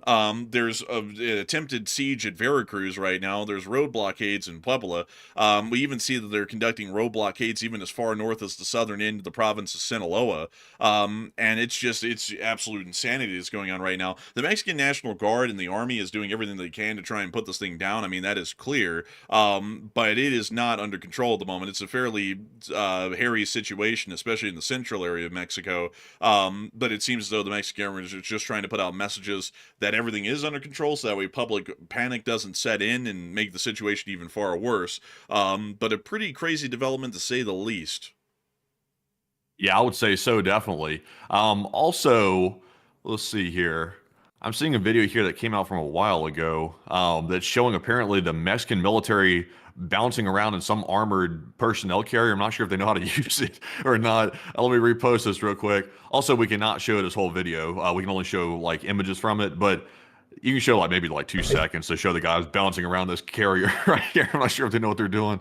Oh my goodness. Oh, dude, this is one of those Mexican mechanized units right here. This is an old AMX-13 command vehicle, right? Like that they're using right there. Yeah, apparently this is in, let me get the location real quick. I hate to say the names, I'm about to butcher it. This is in the state of Aguascalientes. It says Novedades, de Oficial de Cuartel, which I'm butchering, but that's what it says in the post itself. So let's see here. Yeah, so I guess that is the location. But yeah, they're bouncing some tanks out here, or personnel carriers at least, so they're deploying stuff. Yeah, that's let me pull up one of these for y'all. Like, the Mexicans are really neat in how they use these, actually. Let me see if I can find it for y'all. Here we go. Ought to be able to find it this way. Yeah, here it is. This is it. This is the little vehicle that they have right here, the AMX-13 command vehicle. Interesting. So is that old as hell? I mean, it looks pretty damn old. Yeah, it's pretty old, but it is pretty neat because it's from an AMX-13, which that is an AMX-13. Interesting. Yeah, yeah. Like, I don't really think we need to get any further into that. Oh, look, here's one of them right here. This is actually that very one. Interesting. I feel like the largest supplier of equipment, or at least the largest favored like brand of equipment, seems to be Ford in Mexico. It looks like Ford. You know, all the other countries have different manufacturers. Like, you know, Ukraine loves a whole bunch of like U.S. made missiles and stuff like that. It seems like Mexico, they love Ford pickup trucks. It's like the complete opposite. In the Middle East, you got Toyota pickup trucks. They're all over the place. Like, nothing beats a Hilux in the Middle East. In Mexico, nothing beats a Ford F-250. Like, it seems like that seems to be the most favored vehicle down there. So let me see if I can show y'all some of the equipment that the Mexican army has available. They have the Panhard 90, which is this little fellow right here from the French. The Mexicans really lean into lighter vehicles, like lighter armored and lighter vehicles overall in weight. So they have a couple of those. They have about 120 of them, actually. They also have the Buffalo. This thing is absolutely insane, and I'll try and explain to y'all what this thing is. This is a BRDM-2, a reconnaissance vehicle. I mean, like, I'm not gonna lie, like, the Mexican army is pretty jank, but it's also pretty cool for that reason. But this is the main hull of the vehicle right here. There's that. And then they took the gun off of an, let's see, Army M8, let's see, M8A1. Let me see if I can find this for y'all. Tank. Let me see if I can find this real. Okay, so here we go. So then they took the turret off of this thing right here, which is the M8 Scott. And then they merged the two, they married them is what they call them together, and that's how they got the Buffalo. So it has a short, stubby 75mm gun, and this thing is basically just used to blast through a wall of whoever's inside of Mexico that they want to get to. So it's a turreted BRDM-2 using a World War II era turret and a 1960s Soviet reconnaissance vehicle. Kind of a little wild. But we also know that they have a whole bunch of other crazy equipment as well. Like, for example, legitimate just operational M8 Greyhounds. These are World War II vintage, and generally would be considered light reconnaissance vehicles, but the Mexican Army does have a good number of these and could use them. They have a 37mm quick-firing gun, so might be to some effect, maybe. They also have a whole bunch of other vehicles that they made on their own, like the Caballo, the DN3, the Toro, the Max-Mex, which is a cool name. It's like Tex-Mex, but Max-Mex. They also have this thing, the VCR 6x6.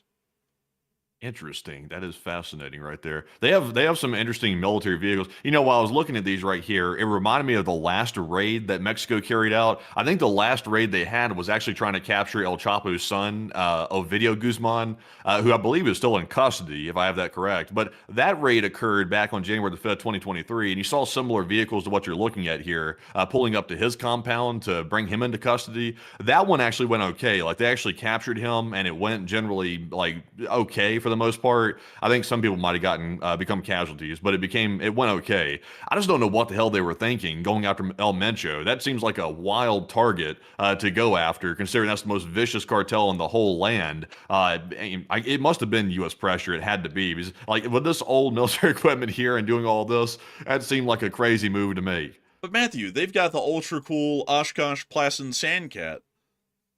Man, I tell you that they're really in good shape with this one. I mean, that actually does look pretty cool. Then they also have a whole bunch of Humvees. They have about 6,000 of these. And then they have some infantry transport vehicles. And, oh boy, everyone, it's time. Chevrolet Silverados, Ford F-150s, Dodge Rams, Yamaha Rhinos, and also a Chevrolet Cheyenne. So they've got it all. I mean, they've really got it all. I mean, if you're a truck lover and you want to say, I want to get in an army, but I want to drive a pickup, don't worry.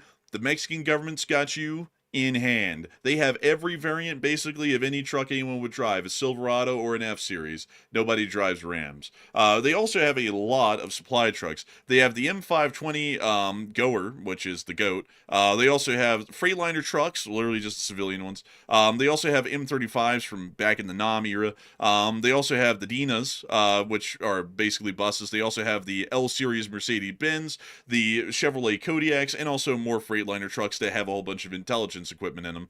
Then they have a whole bunch of nice rifles too. They have the FNP90, the MP5, some M4 carbines. They even have HK33s, which are pretty neat. They have the FX05, which is an indigenously designed Mexican assault rifle. Let me show you all one of these.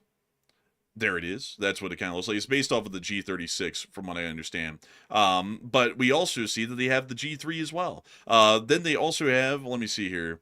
Let me see if I can move you all onto some artillery. They have some artillery, widely and entirely varied variety of them with different calibers. They have some anti-armor weapons as well. And let me move you all over to the Mexican Air Force to get you all an idea of their air equipment. So, let me see here. It should be on this page. It should be on this page. Here we go. So they have 8 Northrop F5s. These are bought from the United States. They also have 63 PC-7s. 30 of these are used for training. The other 33 are for combat purposes. And a lot of y'all be like, well, what the hell would this thing do in combat? It can drop bombs, actually. So that is something that it can do as ground support. They also have 2 Beech King Airs. Beechcraft King Airs. They also have 2 Cessna Citations. Then they have a whole bunch of transport aircraft, generally just to move folks around. Decent amount of helicopters, particularly the Bell 206 and the Bell 407 varieties, which are basically like your news helicopters. Then they have some Blackhawks.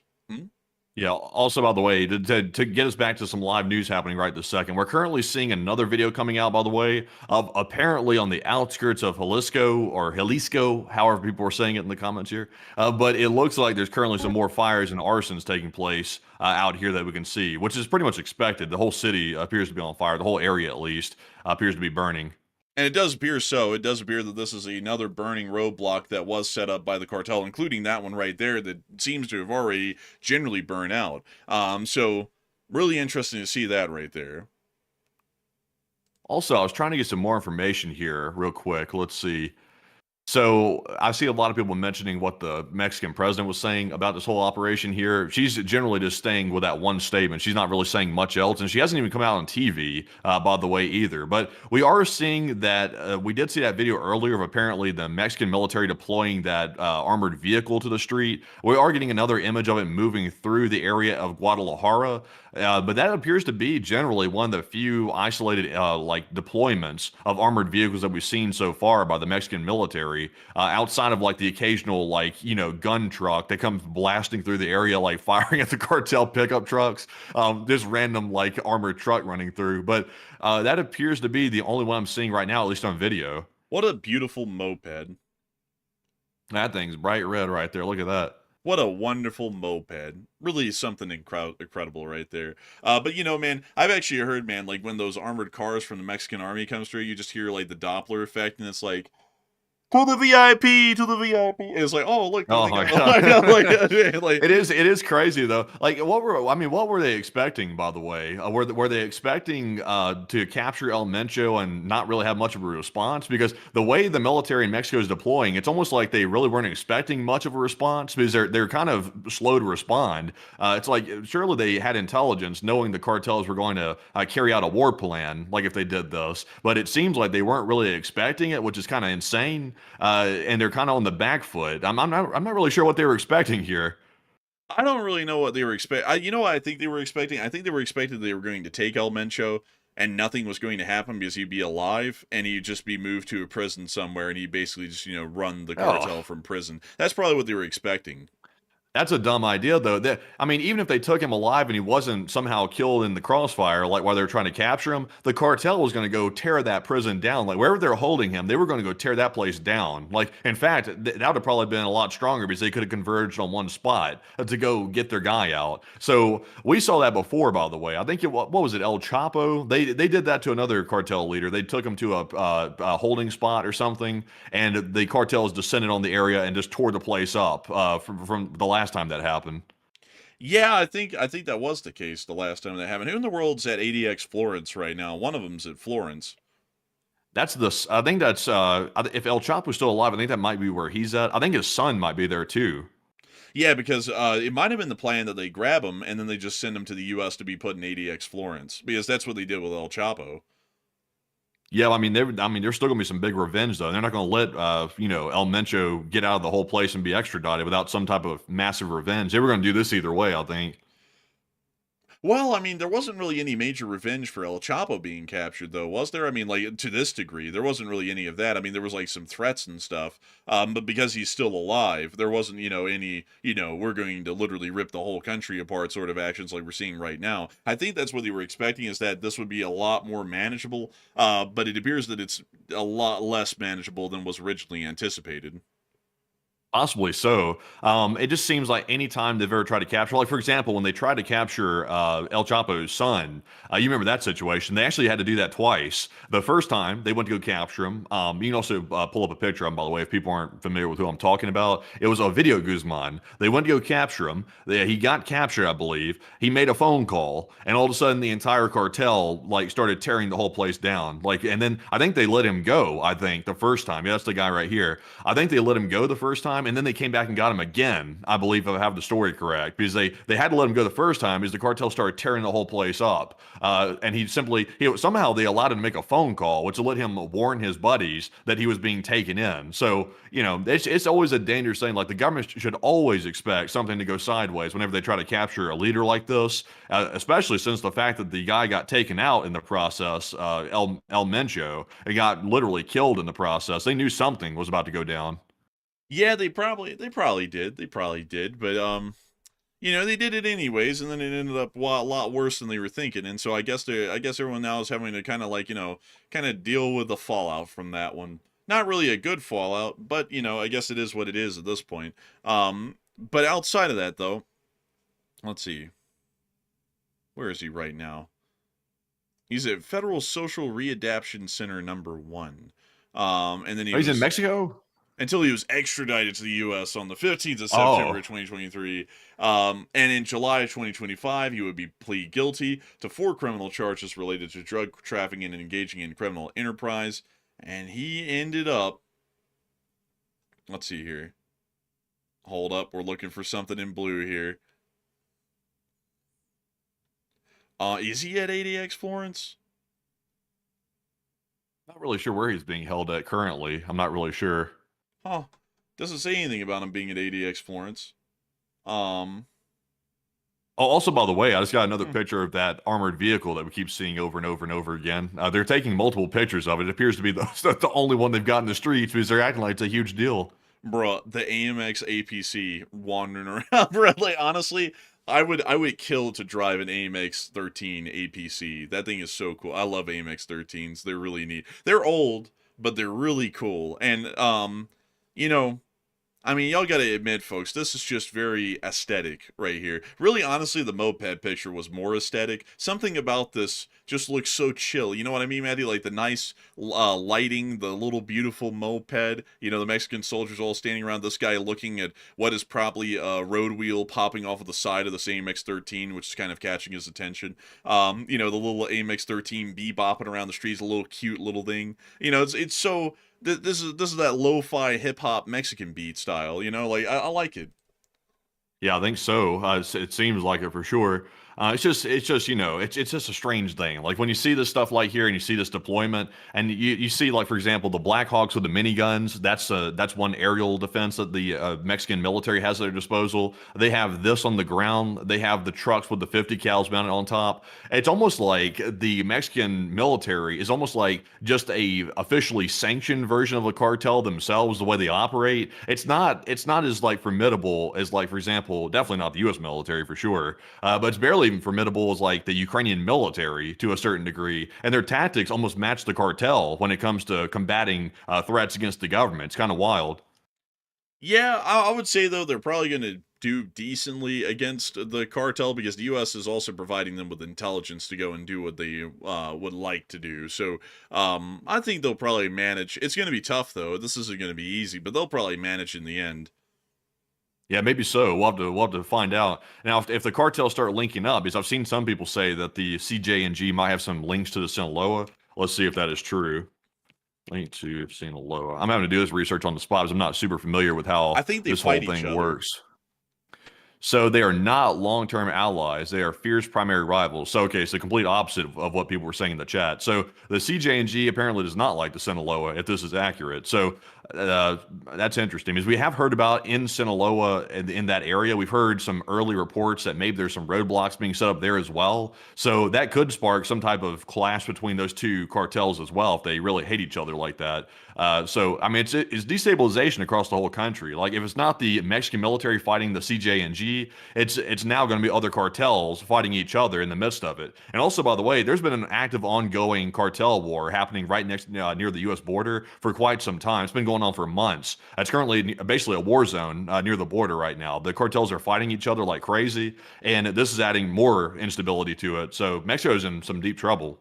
I wish we had a cartel map, like an up-to-date one from just recently this year, because the latest ones I can find are from 2024, and the territory has changed a good bit from what I've heard since then for all the different cartels.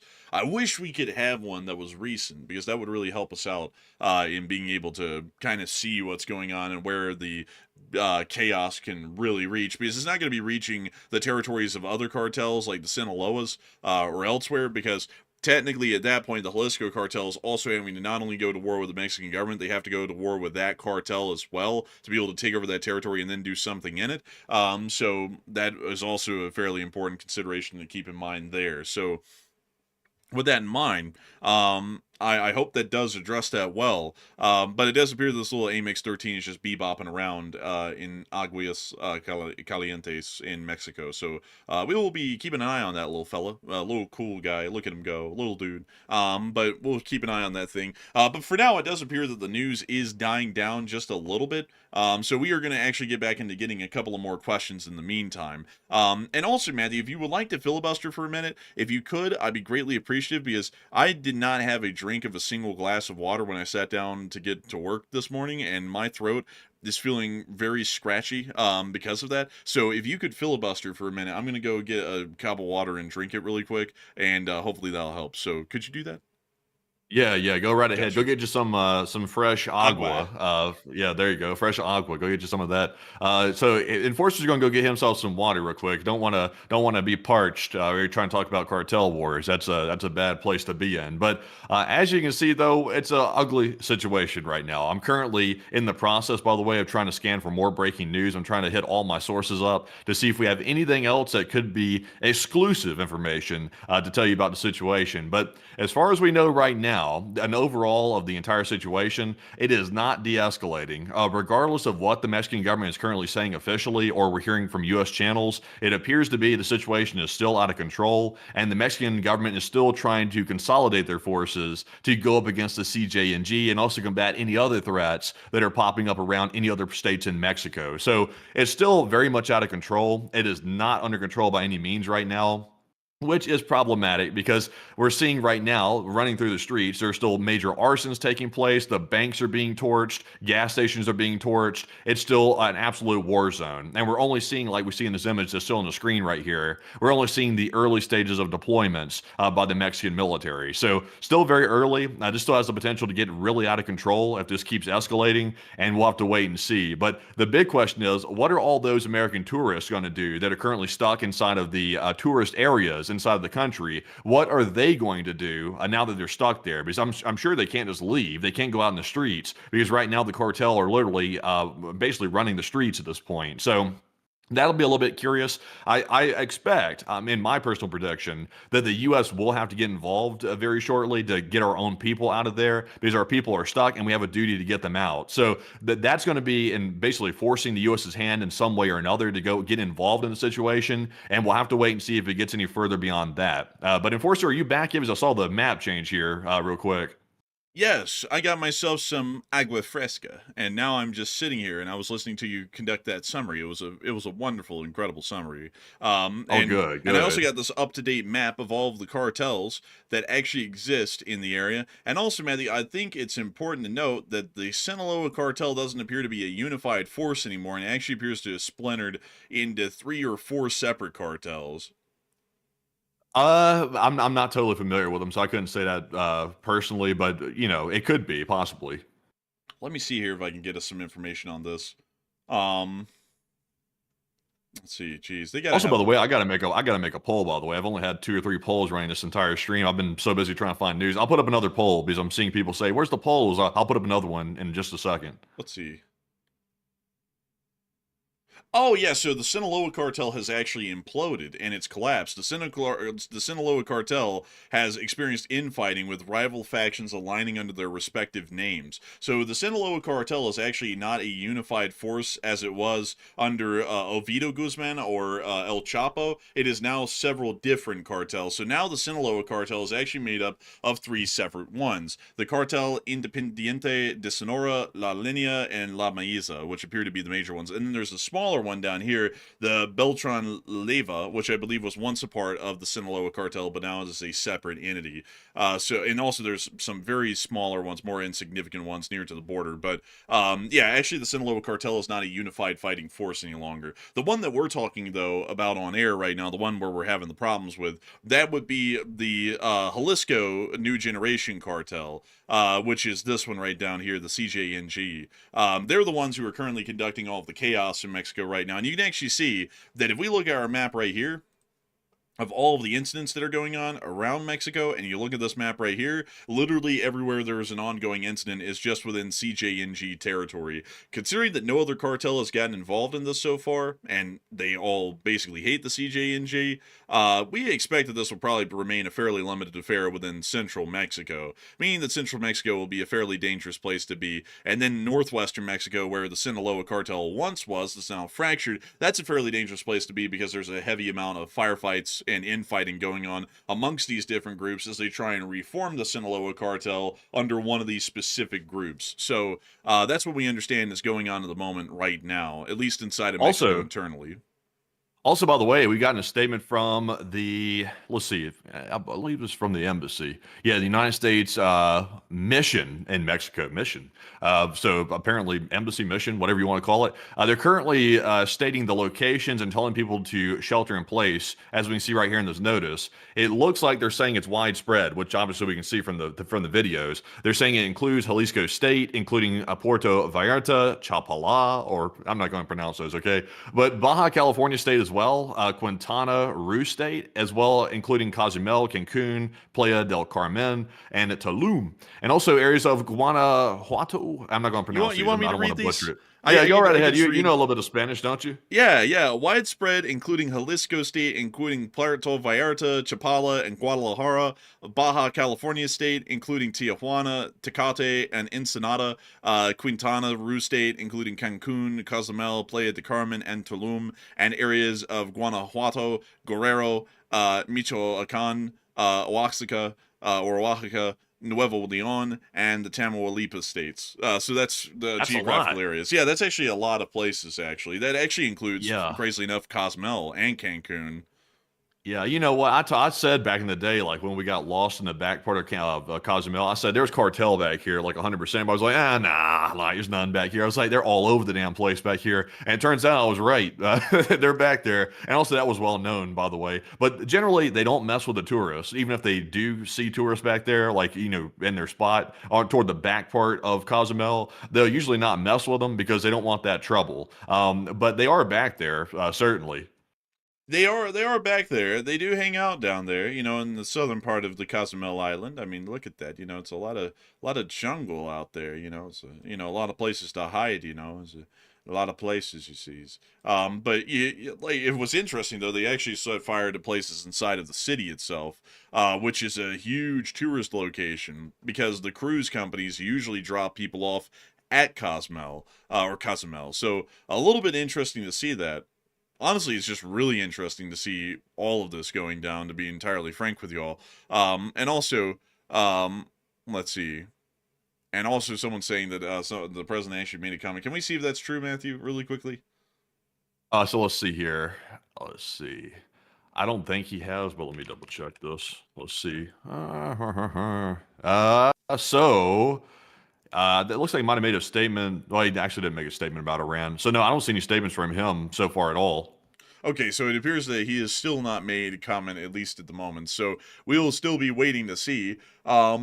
And also, let's see here. I actually just got news, Matthew, that the cartel of the CJNJ, or the CJNG, has now mobilized their Los Deltas, which is named after the Delta Force. So we actually have a video of that I'll show here in a second. And we also have more videos coming out of Puerto Vallarta, which appears to be showing some pretty interesting developments there.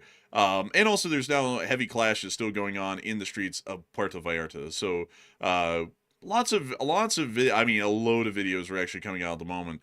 I mean, dang, you know, I'm gonna repost all of the ones that I just found, Matthew, because we'll have to go through them and kind of pick and choose which ones we're going to show here. But I mean, there's a lot of videos still coming out at this moment, folks, of a lot of new stuff that we have not seen before within the area, at least yet. And now we're starting to get a little bit of an idea of what else is going on. So without even throwing them down on the map, because that's going to take a little bit too much time and it's probably going to slow us down a good bit, we're just going to move straight over to Twitter and start showing them. First off, we were able to see this video here that actually filmed the area of the port. And you can see the fires down there in the distance in the city. For some reason, these people are still out on the beach. I don't think they know that there's an entire war between the cartel that basically runs this city and the Mexican government that's going on all around them right now, but this video did come out, which is showing the fires that started in Puerto Vallarta. You know, one thing I gotta say, folks, as a tourist, if you ever see major fires breaking out in multiple different locations in the city, it's safe to assume that something has gone very wrong and you need to go back to your hotel and just stay in your room and not leave at that point. Because if you look at that, what in the world about that makes you think, oh, look, it's just, normal fires breaking out? There's one fire there, and one fire there. Each one of them is a different color, and all of them happen at the same time. Who in the world, as a tourist, would ever look at that and go, oh, yeah, that's totally normal? Just the whole city catching on fire in front of me. I'm just going to stay on the beach. Nobody. Like, people have got to exercise some common sense when they go overseas, folks, because anything can happen anywhere, and if something like that happens, it's always these people who end up getting like tortured by the cartel, and then in the documentary they make it sound all tragic. They're like, I looked off the beach and I saw the whole city was on effing fire, and I just thought, oh well, they must be having a nice barbecue, and then they get tortured by the cartel. It's like, you ought to go back to your hotel or something. It's like, that might be a good idea. But we also were able to see that there was a little bit of a cartel movement that was going through the middle of Vallarta here as well, which we can see in this clip.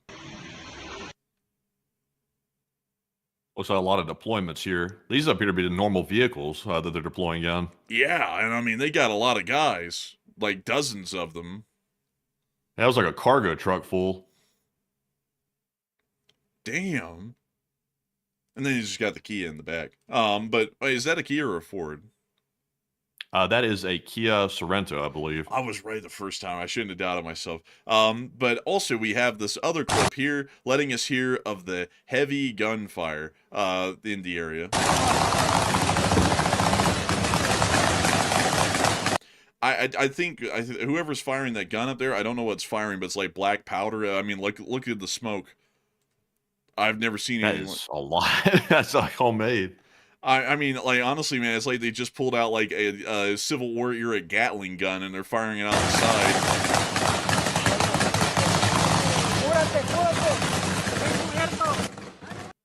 But that's the end of that clip. Also showing the firefights that are still going on in Puerto Vallarta at the moment. And we also got this clip, which I'm just going to show you all like some frames of from a high rise in the port area as well, which is also showing the fire. Also, what a nice shot. But the fires that are burning throughout the entirety of the city area at the moment in Puerto Vallarta. So quite a lot. Quite a load, as a matter of fact, of developments that are still going on within the area. And we're still trying to track them. Looks like some boats are heading out to sea.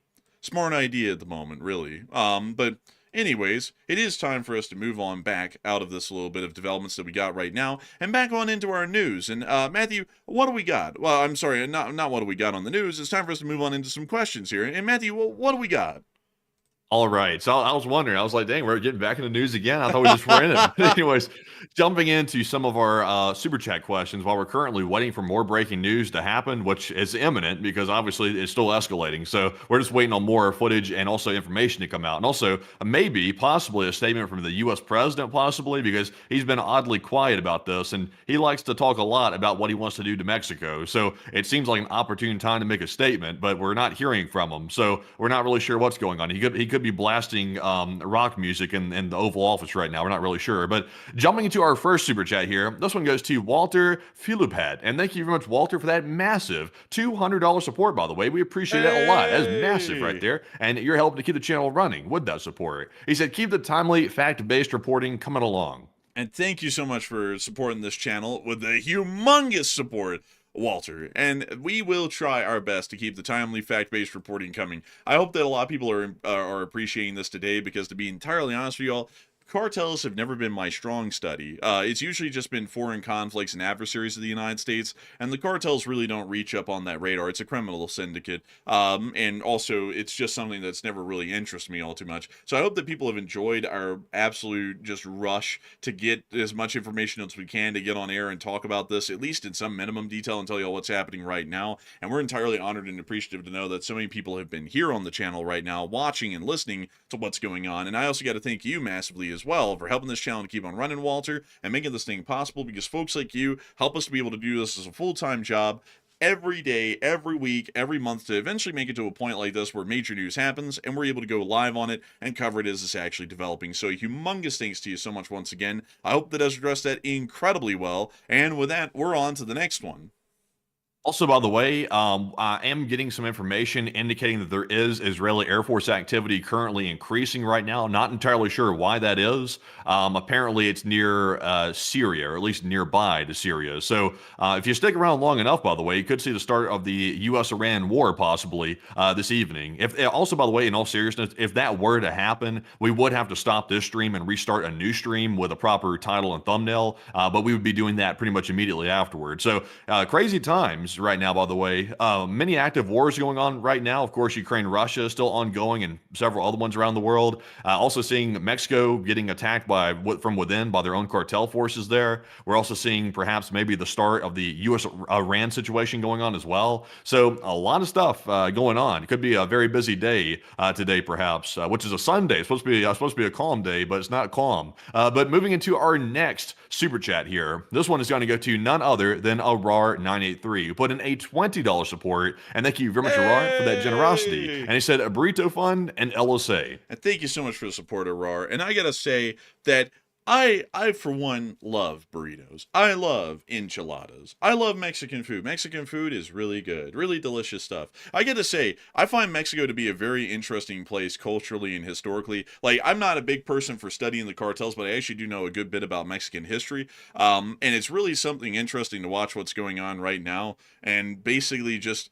kind of like what's kind of crazy, folks, and this is something that, you know, a lot of people don't think about it until the times pass, but we're basically just living through another new age of the banditos from Mexico. You know, like Pancho Villa and the bandits from back then. You know, the ones you think of when you think of like a stereotypical Mexican villain. You know, the guys who wear sombreros, they have the bandoliers of bullets, you know, they have the rifles, the revolvers, all that sort of stuff. These are these people in the modern day, and we're actually getting to kind of cover that happening again for the larger part, because this is about the same way it went back then.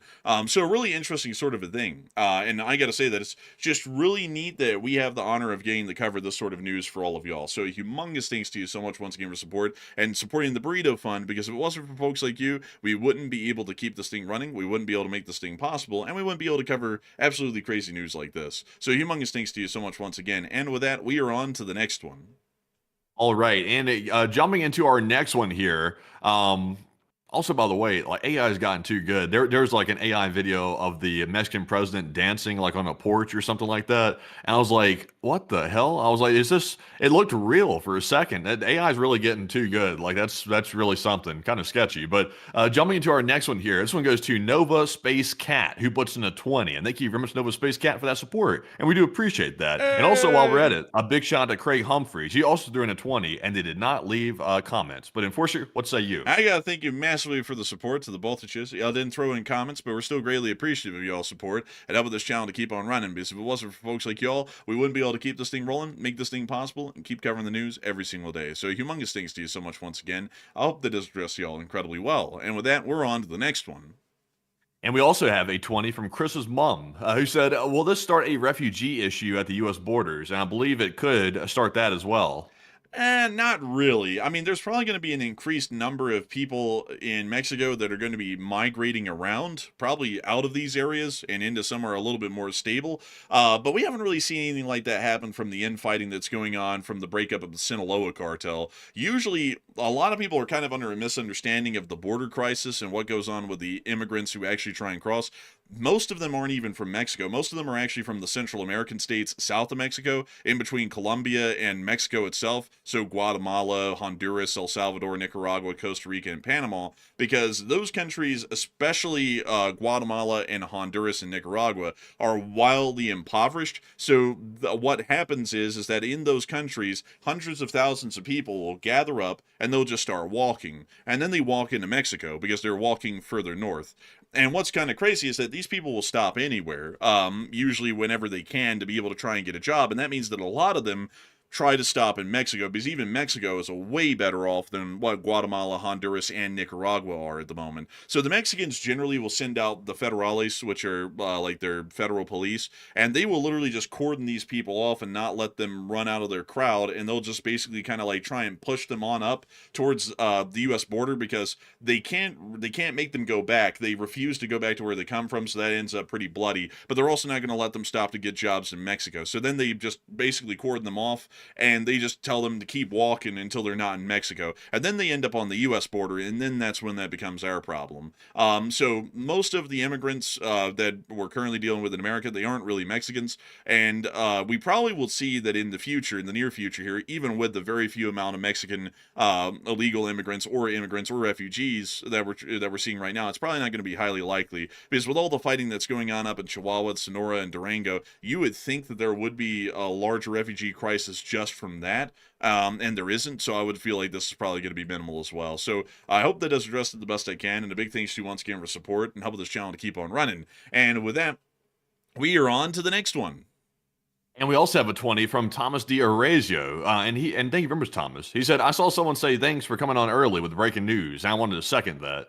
Oh, and thank you so much for seconding that. We try our best, and I hope that the news has been pretty interesting. I mean, you know, these days, there is really no lack of news, that's for sure. I mean, Matthew can tell you that. I mean, literally, this one literally came out of the blue with a haymaker today. We never expected that this was going to ever happen. Like, we were sitting here saying, you know, it's going to be a matter of time before Iran happens, and now today we're in the middle of covering a cartel war in the middle of Mexico. I mean, these days are just unpredictable. Yeah, it's insane, honestly. I'll admit that I was actually asleep. I was actually trying to get a little bit of rest because it's Sunday, you know. So I was trying to get a little rest because I was thinking it's like, well, Monday or Tuesday, we're probably going to be on all day long covering the start of the U.S.-Iran war. So I better get a little sleep here because I go to sleep pretty late because we run streams up until like 11:30, 12 at night.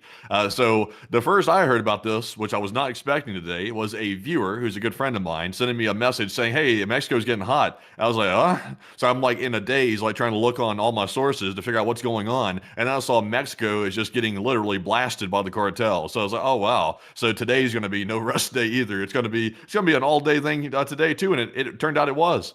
And I was sitting there when Matthew wasn't awake yet, and I was sitting over here already putting together the news, and I was like, El Mencho, Jalisco, I'll just put it in the video. And I was already working on making a video. I was over here reposting, and then the feed started to fill up.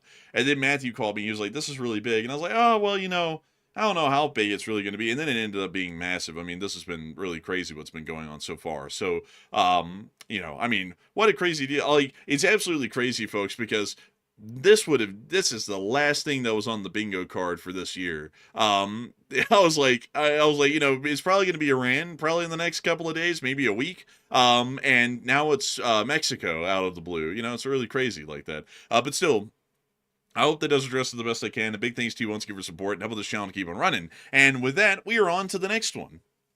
And we also have a $20 support from Dylan Spearman. And thank you very much, Dylan, for that $20 support. He said they want them to stay out. Let's see here. I'm not sure what he meant by this comment here. I'm a little scared to read it off without knowing the context. But thank you very much, Dylan, for that $20 support. And Enforcer, what say you? And I thank you so much for the support and helping the channel to keep on running. Folks like you make this thing possible and help us to keep this thing rolling day in and day out. And if it wasn't for folks like you, we wouldn't be able to support this channel and keep it running. And so a big thanks to you so much once again. And with that, we are on to the next one. All right. And also, by the way, some people were saying, why weren't y'all expecting this today? Well, I mean, I don't think anybody's really expecting this today. I don't think. Also, by the way, you really wouldn't expect the U.S. to put pressure on Mexico to capture El Mencho, which is the most notorious cartel leader inside of Mexico, on the eve of striking Iran. You would not expect that to be the case because that seems to be a complete situation lacking logic whatsoever in it. Because why would you want to start a domestic situation that's literally right on our border in Mexico by capturing El Mencho right before you invade or do something to Iran? Seems a little bit strange to do that, but apparently the U.S. pressured Mexico to do it and they pulled it off. So that's why I wasn't expecting something like this at all. Yeah, I mean, I was, like, nobody was really expecting this one out of the blue, if anything, people were thinking that strikes on Mexico by the U.S. Armed Forces might happen at some point in the future. But nobody was thinking that the Mexican Special Forces would end up killing El Mencho, and then this would end up in a cartel war in the middle of the day. I mean, literally so few people were expecting that everybody in Mexico, in central Mexico today, went to work. If they knew that this was happening, they wouldn't have gone to work because right afterwards, everyone was told to go home because the Mexican government was like, okay, everybody's getting in firefights out here in the streets. It's probably best for everyone to just close up shop and go home. That's how little this was expected by anybody. I mean, nobody even knew that there was going to be a raid to go get El Mencho today. This whole thing was a shock. But anyways, with that, I hope that does address it the best I can. And with that, we are on to the next one. And our next super chat goes to Zawirk, who puts in a 20. And thank you very much, good sir, as well, for that support. And we do appreciate that very much. And we also have a 20 from Skip Tracer. He said, thank you both for the professionalism, and you guys are the best. And thank you so much for the support. Thank you for really appreciating our professionalism. We always try our best, and I hope that it has shown through in this stream with how we were able to cover this and also break the developments that were happening live on air. So humongous thanks to you so much once again, and helping this channel to keep on running. And with that, we are on to the next one. Also, by the way, we have gotten another picture here. It looks like the Mexican military security forces have started to consolidate, and we're seeing deployments in Michoacan, Mexico. So that's currently what we're seeing. We're seeing what appears to be a lot of national security forces in the streets. They also appear to have some armored vehicles with them. But the problem is, though, they're not in Jalisco, which is currently where all the fighting is really taking place. We're hearing some arson taking place in Michoacan, but we're not seeing a whole bunch like we're seeing in Jalisco and the tourist spots on the coast. So, Enforcer, what say you? I think this is probably a staging area for them to begin to push into the places that are affected, like Sinaloa and whatnot. But this is a fairly large grouping of the Mexican army here. And this is the Mexican army, by the way, folks. You can tell because they're dressed in green. And like in Mexico, the uniform policies are pretty easy to follow. Cartel usually wears whatever, or they wear black. The army wears green. The National Guard wears white, generally. And then also any other armed forces, they generally are also wearing green as well. Fairly easy sort of a symbology system with the uniforms to follow. So this is the Mexican army that we're seeing in the streets right here. And I mean, this is just wild stuff, folks. You know, they went from those, it was like riots and protests that they were having in the country in places like Mexico City. I think that was like 2 weeks ago or 3 weeks ago or so. And now it's a cartel war, and they're literally having the army out in the streets. It's basically like a civil war is happening down there right now. But still, with that, I hope that does address that new development well. And with that, we're on to the next one. And we also have a super chat from none other than Wubba, who put in a 20. And thank you very much, Wubba, as well. He said, it's fine. We're fine. Everything's fine. Is it? Like, is it? Are you sure? I do thank you massively for the support of this channel to keep it running. And I'd have to say, it is generally, it's shaky down there right now. I would like to think that it's going to be fine, because if it's not, then whatever happens next is going to be worse. But it also is not looking that fine. You know what I mean? Like, so a huge thanks to you for the support and helping the channel to keep on running. And with that, we are on to the next one. All right. And also, by the way, something I just thought about, you know, I mentioned we're on the eve of the start of the Iran war with the U.S. strikes that they're going to be conducting on Iran. There has been allegations, and we have not been able to prove this, or we have not gotten any real, like, concrete evidence of it, but there's been allegations that some Iranian proxy forces have been trying to flood into Mexico to get close to the U.S. border to conduct, you know, bad things. That's a rumor out there that's been going around. So maybe, possibly, if we're trying to come up with a reason why the U.S. might have put pressure on Mexico to try to capture El Mencho at the final hour before the Iran war starts. Maybe it's because they need to be able to get that under control before the strikes start taking place on Iran, so that way we can strike into Mexico in case we know those forces, if they are there, are going to try to carry out some type of bad acts against the United States, possibly. So that's kind of stretching it, and it's kind of going out on a limb with speculation because we don't know that for a fact. But I'm trying to find some reason why the U.S. would want to push something like this at such an inconvenient time, considering the war is like right on the horizon. I would say that that's probably, it might be a reason. That might be the case. But we'll have to see. But with that, we are on to the next one. And getting into our next one here, this one goes to Adopt a Cat, who puts in a 20. And thank you very much for that support. They said, new subscriber, and thank you for the coverage. And thank you so much for the support, and thank you for being a new subscriber. We're glad to have you. We've actually gotten about 2,000 subscribers or so over the course of the stream. Actually, scratch that, it's now 2.1. But we've gotten about 2.1 thousand subscribers over the course of the stream, and I've always got to say that we're entirely honored and greatly appreciative that so many people are joining our channel and just finding it now, and are getting their news from this channel. So humongous thanks to you so much once again. I hope that does address that incredibly well. And with that, we are on to the next one. And this one is going to go to none other than, let me scroll back up to it. This one goes to Dennis, who puts in a 20. And thank you, Dennis, for that support. He said, thank you, Enforcers, for the amazing news coverage, as always. And thank you so much for the support, and thank you for enjoying our news coverage. We try our hardest. All the way from the beautiful lands of the Salt Lake City, we try our hardest to be able to make sure that we can get the news out to all of y'all about what's going on each and every single day. And a humongous thanks to you for supporting this channel and helping us to do this, because if it wasn't for viewer support, none of this would be possible. This stream runs ad-free and sponsor-free. We don't make a single dime or a cent running the show. The only way we make a living and we're able to make any money doing this and do this as our job is through viewer support like yours. And we're massively appreciative and thankful for folks like you, because not only do you get to support the channel because you think it's great work, you're actually funding our work to continue well on into the future. So humongous thanks to you so much once again. I hope that does address that well. And with that, we're on to the next one. All right. Also, by the way, let's quickly address the poll that's currently running. I almost forgot about it. The question on the poll says, will the Mexican government request U.S. military intervention to deal with this cartel uprising? 41% said yes, U.S. involvement is imminent, while 33% said no, Mexico will not request help, and 14% said, the U.S. will force their involvement.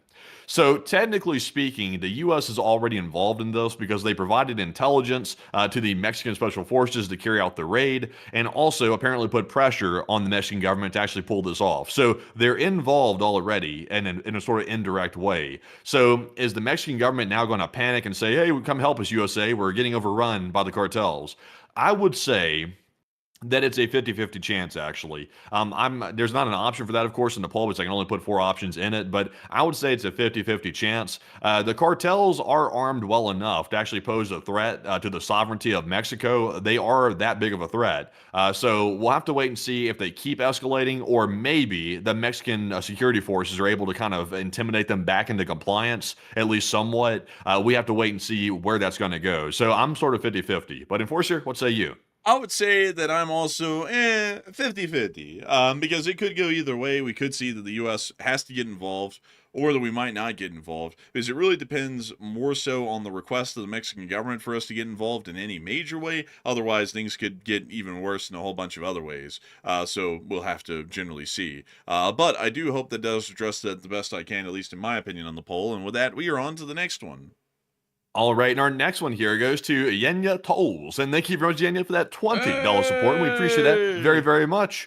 And he was saying there was a certain statement that might have been made out there that it was satire. He said it was just satire. But thank you very much, Yenya, for that support. And we do appreciate that. And Enforcer, what say you? And thank you so much for the support, helping this channel to keep on running. And I gotta say that it's a wonderful and incredible thing to know that folks like you, Yin Yin Tolls, are helping this channel to keep rolling while we're covering this big news. A huge thanks to you so much once again. I hope that it's addressed that well. And also, before we move on to the next one, I just saw someone say Mexico would rather get help from China. Problem is they can't. Like, that's just out of the question. They can't. How's China getting here? They can't. So, case closed. They're going to have to ask America for help. Like, before anyone starts going down crazy rabbit holes, actually, Mexico's going to ask Russia and China for help, and the Wagner group's going to... That's not happening. How do they get there? They don't get there. How do they fight? They don't fight. They don't do anything. Like, how in the world did the Chinese bomb the cartels when their air force is 6,000 miles away? They don't. So with that, we're on to the next one. And our next one here goes to Rangers Rule, who puts in a 15. And Rangers Rule said, thank you for the work you do. And who would have thought that 4 years ago? I mean, who would have thought that 4 years ago? I mean, the stuff that we've covered over 4 years... if you would ask me what the 4 years in the future were going to look like, I wouldn't have expected that it was the Warhammer 40k universe and it's just endless war. That would have been something that I would have never really thought of back then. But now, after having done this for 4 years, I can't believe the stuff we cover. I mean, like on our radar, in my mind, we never were going to cover a cartel war. Like, that was just completely out of the question. I was like, that's not going to happen, you know, and if it does, it's probably not going to be that big of a thing. And it's a pretty big thing, actually, and it also did happen. So, much a surprise, but I'm glad to know that we were able to get good coverage on it nonetheless. So, big thanks to you so much for the support, and how about this channel to keep on running. And with that, we are on to the next one. Also, by the way, we're almost up to 540,000 subscribers, by the way, which is absolutely insane because we started the day off with like 536. So a huge shout out to everybody subscribing, by the way. If you already haven't, go ahead and hit the subscribe button because we run streams every single day at 10 p.m. Eastern to cover all the news throughout the day of the Ukraine war, anything going on with China and their recent nuclear test, obviously the emerging Iran war situation. We cover all of that. This is a brand new coverage we're doing today, by the way, covering the cartel situation. We never cover cartel cartels. But we couldn't ignore it today. It was so large of a situation, we had to cover it because it's essentially, I mean, you could argue it's basically a civil war within Mexico. So, I mean, that's something obviously newsworthy. So if you haven't subscribed, go ahead and hit that subscribe button and also that bell too, because you gotta ding ding, you gotta hit that bell. But anyways, jumping in to our next one here. This one goes to Eduardo Guerrero. He puts in a 10. He said, Mexican here, the Black Hawk returned with several 12.7 millimeter hits. The crew's okay. T-6C attack fighters are being prepared at a certain international airport with full combat ordnance to support the region. And I hope that would be a success if they need to use that. And I gotta thank you so much for support. And also really cool to hear from the folks down in Mexico while we're covering what's going on down in Mexico. So a humongous thanks to you so much once again for support. I hope that does address that well. And also, by the way, folks, I have to add on to Hull Matthew's call to subscribe because I just got to make this a little bit clear. The U.S. is going to bomb Iran really soon. So if you're just interested in anything going on in the world at whatever time, and this was a very interesting to you today, although much like all of myself, y'all might not even be that interested in the cartels, but y'all still like to hear a good story and a good bit of news. Then when the whole bombing of Iran thing comes around here really soon, we're doing the exact same thing on that live as soon as it happens. Like, we're actually pre-prepped and everything for that. So if you want to, please make sure to subscribe, because when the U.S. starts to go to war with Iran and starts to bomb them, we're going to be going live immediately then, just like we went live immediately on this today. So with that, I hope that does address that well, and we're on to the next one.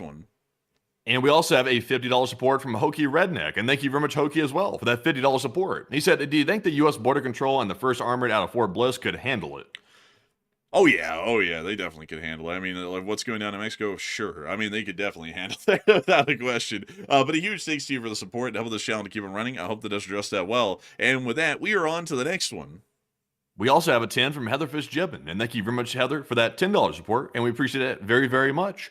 And we also got a $40 support from Chef Danny B, and thank you very much, Chef Danny, once again. He said, good evening, Enforcers. Chef Danny here, and I was just getting my day started when Enforcer Matt posted on Discord, and thanks, guys. Y'all are the best, and LLT, LSA. And thank you so much for the support, and we the best. And I gotta say, we were just getting our day started as well. I just eaten, and I was sitting down and working on putting the stream together. You can actually see all the markers that were going to be on the short war video today in Iran and in Ukraine. Like, we're just going to have to cover those on some other day, I suppose, at this point. But I was getting ready for it, and then all of this happened. I was like, oh my lord, I didn't even have a coffee, folks. I've been doing this whole stream without a cup of coffee.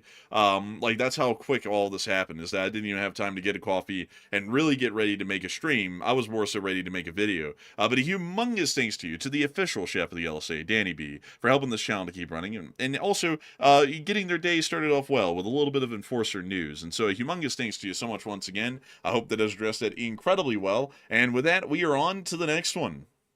And our next one goes to Moby Duck, who puts in a 10. He said that the CJNG was formed by defecting Mexican National Special Forces that then poached a ton of military personnel, and their Special Forces units are no joke, and this is a military conflict, an LSA. Really? That's interesting. That's interesting. And thank you for the support and sharing that. And I'll have to look into it a little bit more, because I'll be entirely honest with you, my knowledge on the cartels is not as grand as other knowledge on other topics, like, for example, the Russia-Ukraine war, the situation with Iran, you know, even the situations in East Asia. I generally know a lot about those sorts of things, but the cartels is something that kind of informationally is largely a black hole to me, outside the fact that some of them are involved in the fentanyl trade and a couple of other important points about them. But I do thank you so much for support and sharing that with us, and I'll look into that and research that a little bit. And with that, we are on to the next one. Also, by the way, currently not getting any new news out of Mexico right now. We are seeing that inside of Ukraine, Russia, that situation is still ongoing. It looks like Ukraine hit the Belgorod power plant yet again for the 150th time at this point. And also we're seeing it appears to be, let's see, it appears to be a NATO E-3 AWACS surveillance aircraft is currently airborne over eastern Turkey, which also would be in line for upcoming strikes on Iran. So it appears to be that is moving around, which could indicate that maybe things are getting a little bit closer to actually popping off. But moving into our next super chat, this one goes to Jonish, who puts in a 10. He said, thanks for the update, and we're currently in Cabo, and you guys are awesome, and keep up the good work. And thank you so much for the support and helping this channel to keep on running. And I hope that you'll stay safe over there in Cabo. And a humongous thanks to you so much once again. I hope this channel to keep it ringing. Thank you so much for the kind words as well. And so humongous thanks to you so much once again. I hope that is said incredibly well. And with that, we are on to the next one. And our next one goes to Moby Duck yet again, who puts in a 10. He said they essentially went to the special forces, including U.S. and Mexican trainers, and said, hey guys, I want to do all this and get paid a lot more. And it worked, and they built an army. And people think it's gangland, but it's not. Now, something interesting, by the way, El Mencho, who was the leader before he got taken out today by, I'm not really sure exactly who took him out. Apparently the Mexican Special Forces did, or he got caught in the crossfire or something, but he died on the way to the hospital. He was actually a very knowledgeable strategist, actually.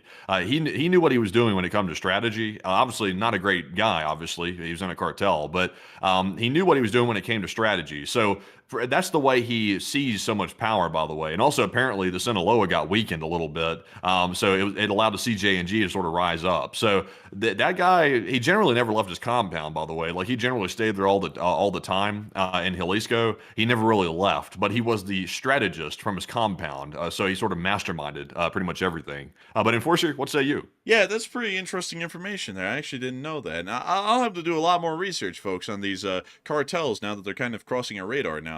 But a huge thanks to you so much once again for support. I hope that I addressed that well. And with that, we are on to the next one. And our next one goes to David, who puts in a 50 as well. And thank you very much, David, for that generous support. He said, the Mexican feds are on the street now, moving burned cars in the PV romantic zone, watching them from condo. They are not being harassed by cartel, but helicopters circling and gunshots just fired. Oh, so you're there. Is that what they're saying? They're there? Yeah, I think he's saying he might be there, or maybe he's hearing from a source on the ground. Well, if you're there, I mean, that's pretty crazy that you're there. And if you're not there, that's a very interesting source to hear. And I got to thank you so much for the support and sharing that information with us. And that is at least giving us an idea that right now the Army and the National Guard is getting some control of the situation, a little bit more than we're seeing here on our end. So that's good to hear. So big thanks to you for the support and help this channel to keep on running. And with that, we are on to the next one. And we also have a super chat from none other than Dylan Spearman, who put in a 10. And let's see here. Okay, he put in some crazy stuff, so I'll have to pass on those. But anyways, putting on to our next one here. This one goes to the Polish drunk, who puts in a 10. He said, this has me very nervous. The price of avocados are already very high, and these tensions could financially ruin me. This is definitely going to affect the avocado prices. Like, this is it. This is why, like, this is something that I gotta say is that this is definitely going to affect some sort of a trade supply line of some type for some sort of parts that we use for in manufacturing, or inline manufacturing in the United States. It's probably going to do that. I mean, this was going to happen no matter what. You know, the whole thing of El Mencho getting clipped. I mean, that was going to happen. But outside of that, though, this is probably going to have a little bit of an impact on that sort of stuff. So I do thank you for the support. Hopefully, it's not going to be too bad, and hopefully, it'll be manageable. But big thanks to you so much for the support and helping this channel to keep on running. And with that, we are on to the next one. It's already affecting us, by the way, because they've suspended work at that major port that's within the area that currently fighting is taking place. That port that has been suspended, that handles at least 45% of the containerized cargo that leaves via ship and comes in to Mexico. So that's a very critical port, by the way, that's currently been suspended. So it's already having an effect, and we're not sure exactly when that port's going to reopen. So that's a bit concerning. Let's see here. Is that Vallarta or is that Veracruz? It's Veracruz, I believe. Oh, Veracruz. But most of our traffic with Mexico is actually done via land, with trade at least, because we have the significant railroad connections like the Canadian Pacific, Kansas City, and the UP and Ferromex and stuff. A lot of that's actually done via rail. So I don't know if it's going to affect that. I mean, have you ever seen, Matthew, a Ferromex train, like how armored up they are? Have you ever seen it? I think I have actually. I think I have. Let me see if I can pull up one of these, because it is actually kind of crazy to look at them here. Let me see if I can find you all a picture of one of these. So in Mexico, they use the very same sort of motive power that we use in America, but they have all of their windows armored up. So they have, I think it's the normal thickness of window, but they also have these grates over them as well to be able to stop vandals, bandits, and robbers from robbing the trains. So it's basically like because of the mods, it kind of looks a little bit like a Mad Max train, at least the ones that are modded out like that. It's kind of cool. And also the modern Faramex Zebra scheme, that one right there is actually pretty cool looking. So, not to force trains in this whole thing, but I will say this on the side. I mean, that is kind of cool looking, like the whole bandit prevention thing with the mesh grates on everything on the windows and stuff. But Yeah, that's anyways, pretty cool. I would just hate to live in a country where you had to have trains that are built like a Mad Max vehicle to simply get goods from one place to another. That would kind of suck. But also, by the way, I want to make a correction real quick. Apparently, it's the port of Manzanillo that's currently the one that's having the suspension temporarily. Just to make that clear, because I think I said Veracruz, which is not the case. So it's that one. And apparently, that port specifically is mainly in charge of being a hub for Asia Pacific trade. So it would not necessarily impact the United States directly, at least in a major way. It's going to have some effect, but it's not going to be significant for us. But it will be significant for the Asia Pacific trade. that might actually affect some stuff. Like if they don't have reserve parts and they're working off a precision schedule for production, that might affect us a little bit, but it probably won't be too much. The port will probably reopen really soon too, probably in the next few days. Because if they didn't reopen it that quickly, it's going to have damage on the Mexican economy as well. But more so heavily on them than it would be on us for now. So they'll probably be under a great deal of pressure to reopen that quickly. Yeah, probably so. And I'd imagine they'll probably reinforce that. It seems like a reinforceable position for the most part. So they'll probably get forces in there. They'll probably have that reopened quick. I would agree. I would agree without a doubt. And so with that, we are on to the next one. And our next one is going to go to none other than LJ Steves. And he put in a 10. And he said, Mexican here, they freed El Chapito because Culia Kazano happened. And they had the opportunity to get this guy 2 times before, and they opted out, fearing this. And look for Culia Canazo, same president, by the way. And I gotta say, I thank you for the support and sharing that information. I gotta say, I'm really interested in all of y'all who have been coming in tonight, all of these folks who've been throwing in support and sharing a little bit about modern Mexican history and also the history of the cartels. It's actually interesting. It's kind of similar to the history of the mafia within the United States. But I'd actually have to say, like, watching the cartel today, you never saw a mafia in America, even at their peak, do anything like this, where they would just go up directly against the U.S. government.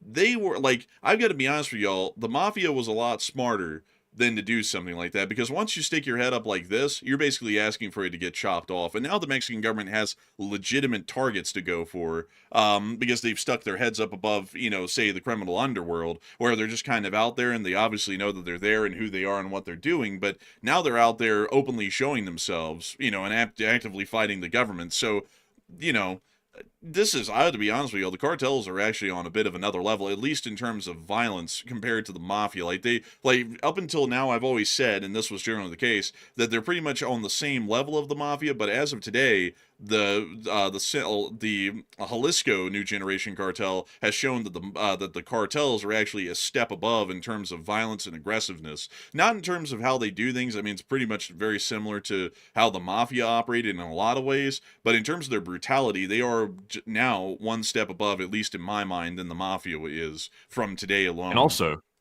And also, don't count on the Mexican government going too ham on them, by the way, because they remember, like I've been saying for a long time, the Mexican government and the cartels are intertwined. It's a very strange, odd relationship that takes place with it. The Mexican government wants to get the cartels under control, but at the same time, though, they're intertwined with them. So it's very, very odd. So expect the Mexican government to do the bare minimum to get control of the situation the best they can, but they're not going to go and try to destroy the cartels. Like I can almost promise you that. The U.S. might try to force their hand to do something of that nature, but don't count on it, because there's sympathizers, there's all kinds of people that are connected with the cartels that may try to put a stop to that. Yeah, I would agree. And it's a really interesting sort of a situation in Mexico. But with that, we are on to the next one. And this one goes to Nod Disciple, who puts in a 50. And thank you very much for that second support. They said, the U.S. president seems to be rather quiet. Do you think he knows he messed up by burning bridges with allies while we're being overstretched between Taiwan, Ukraine, Iran, and now Mexico? And now he is dealing with manpower and supplies due to this sharp tongue. Not really. I mean, sure, it's not good. I'll definitely agree with you there. But at the same time, though, he never really learns from anything, and if anything, he's just going to come out and say that everything he's done is the greatest thing ever, and America wouldn't exist if it wasn't for him. It's going to dematerialize, or he went back 250 years ago and he founded America. It's going to be something like that. So, not really. Like to be entirely honest, the president never learns anything from whatever. I mean, you could take any example, he's not going to learn a damn thing from it. He'll just do the same thing again. Because in my life experience, people never change, and that's probably one of the greatest examples of someone never changing, no matter the pressure, the environment, the circumstances, or anything. So I hope that does address that the best I can. A big thanks to you once again for support and helping the channel to keep on running. And with that, we are on to the next one. We also have a 10 from Texas Thermal Hunting, who said, thanks for keeping us updated, and shout out to a good friend of mine. And thank you so much for the support, and thank you for helping this channel to keep on running, and a huge shout out to your friend. And a big thanks to you once again for helping this channel to keep on running. And with that, we are on to the next one. And we also have a 10 from Captain David, and thank you very much, Captain David, as well. He said, I was hoping the stream was, because Ukraine pushed the Russians back so far that the enforcer would have to talk about the chicken tender again. You remember the chicken tender out there in Bakhmut. I remember the chicken tender. It's this hill. Let's see. Damn, that hill got... It's this hill right here, the chicken tender. I remember the chicken tender. Bakhmut is pretty worse for wear these days. You can see the whole city was destroyed in the battle, but the chicken tender is still an immortal one. And then there's the bowl, and then there's the ridge. And so a huge thanks to you for the support. Really crazy to know that you remember that, because the Battle of Bakhmut was a long, long time ago. But a humongous thanks to you so much once again. And with that, we are on to the next one. And our next one here goes to none other than Andrew Wright, who's put in a 5 and said, it's on. And thank you so much for the support, and I suppose down there it's definitely on. And so a big thanks to you once again for the support and helping this channel to keep it running. I hope that does address that well. And with that, we are on to the next one. And our next one goes to Born in Ukraine, who puts in a 5 and said, LOSA, and thank you very much. And thank you so much for the support and helping this channel to keep on running. And long live the Lee Spring Army, and the Lee Spring Army will never die. It's a humongous thanks to you so much once again, and we are on to the next one. And we also have a 5 from Blaze Gamer, who said, another conflict because the world needed more, and business is booming, and you boys must be busy.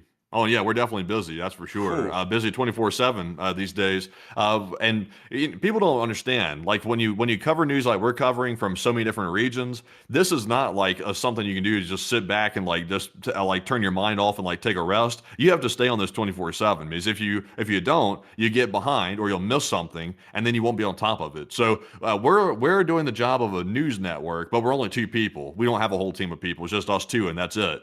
So it's a 24/7 thing. At least right now it is. But Enforcer, what say you? Yeah, it's a 24/7 thing. It's honestly a little bit tiresome, because if we miss a single hour of something that goes on in the world, the story no longer makes any sense, because we missed a key action that happened that led to another reaction. And so it is something else. I mean, right now we are covering and watching the developments that are going on in between the United States and Europe over their endless spats that are going on over Greenland and other situations. We're now covering the cartel war. We're also covering the U.S. possibly bombing Mexico. Then we're covering the U.S. blockading Cuba and the U.S.'s fun times, or whatever we want to call it, in Venezuela. We're also watching the U.S. getting ready to bomb Iran. We're then watching China preparing to invade Taiwan and also getting spats with the Japanese. We're watching the North Koreans. We're watching the Thai and the Cambodians, the Indians and the Pakistanis and the Afghans, the Iranians, and everybody else in the region. And then the Russians and the Ukrainians. And then that's just the big ones. And then there's little ones that pop up here and there as far as news coverage that we kind of look at a little bit that we never even talk about on air, like the Sudanese Civil War, the Burmese Civil War, the Myanmar Civil War, the border skirmishes between India and China, the situations between Russia and all of the other Stand Series countries and all of the former Soviet republics, the internal situation in Europe and NATO. I mean, it's a lot of stuff that we have to always keep up on and cover, and we have to know every single storyline, exactly what's happening in all of them, how those are working individually, and then how they might interact and connect with each other if they do. So it's a lot of stuff. But a huge thanks to you so much for the support and enjoying the work and effort that we do, because we're following all of those stories. And it's in the words of that song. I forgot the name of the guy who sang it, but it's just the 2 of us, and we have to make all of that happen. We can make it if we try. Just the 2 of us. But still, a big thanks to you once again for the support and helping the channel to keep it running. And with that, we are on to the next one. All right, and jumping into our next super chat, this one goes to Aussie Chopper, who said, "Greetings, gentlemen. I'm at 36,000 feet on a certain flight, bound from a certain place."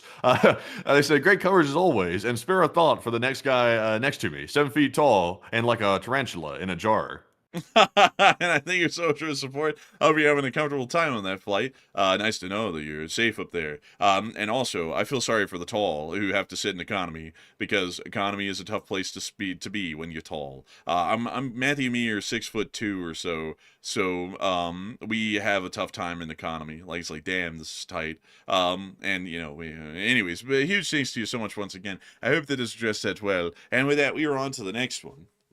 We also have a $14 support from Double Tap Ranger Outdoors, and thank you very much for that support as well. He said, "Can you talk about the U.S. sending a hospital ship to Greenland?"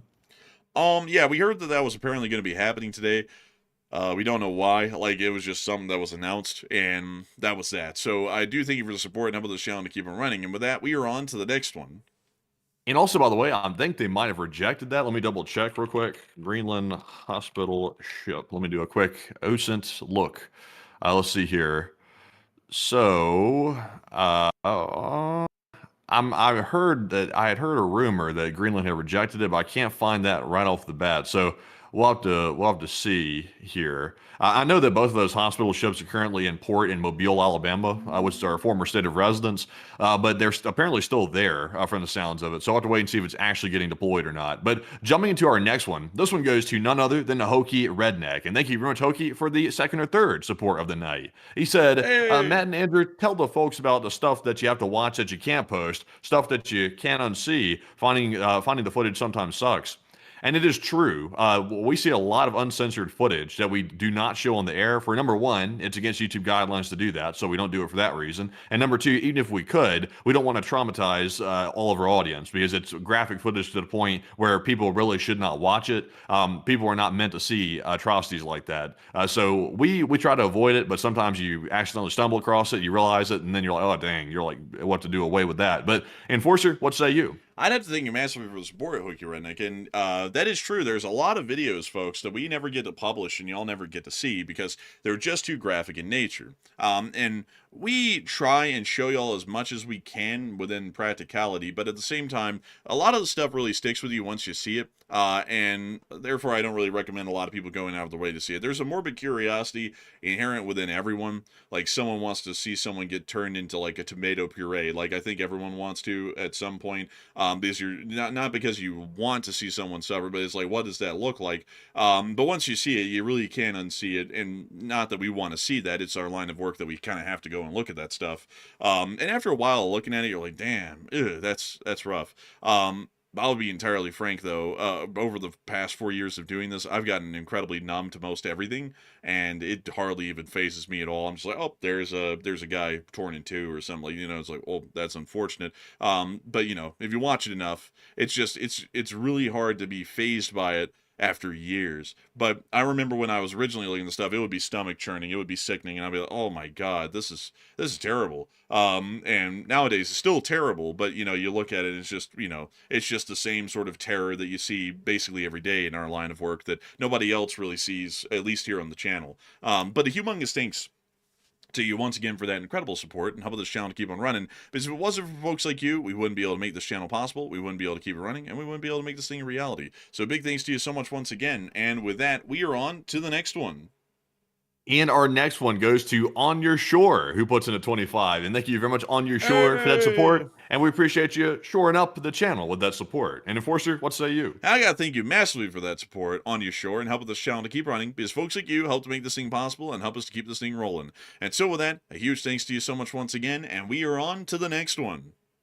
And we also have a 5 from the B93, who said they tried to burn down a Costco. And sadly, I saw another video come out of the Costco. I think the Costco might have actually caught fire after the arson of the vehicles in the parking lot. It might have caught fire possibly. So I think, unfortunately, at least the parking lot got scorched, possibly the building. So yeah, just wait until they send in the Costco Special Forces. They're going to come out with a chicken leg in one hand and rotisserie in the other. It's about to be a melee right out here. But Enforcer, what say you?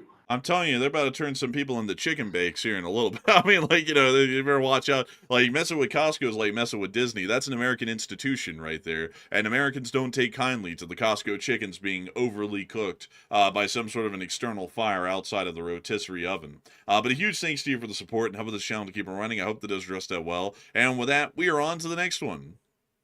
And you know those rotisserie rods that they put the chicken on that go into the rotisserie, like the rotating oven and stuff like that? Those are like weapons. They look like those things are like big, massive steel rods. They're kind of like pointed at the end to put the chicken on it. Honestly, like you go outside and defend the place with those, like those rotisserie rods. Like that's probably the best thing in the store you could use to defend the place. But anyways, jumping into our next one, this one goes to SCR 357, who put in a 5. He said the Sinaloa cartel did the same thing when they captured El Chapo's son and LSA.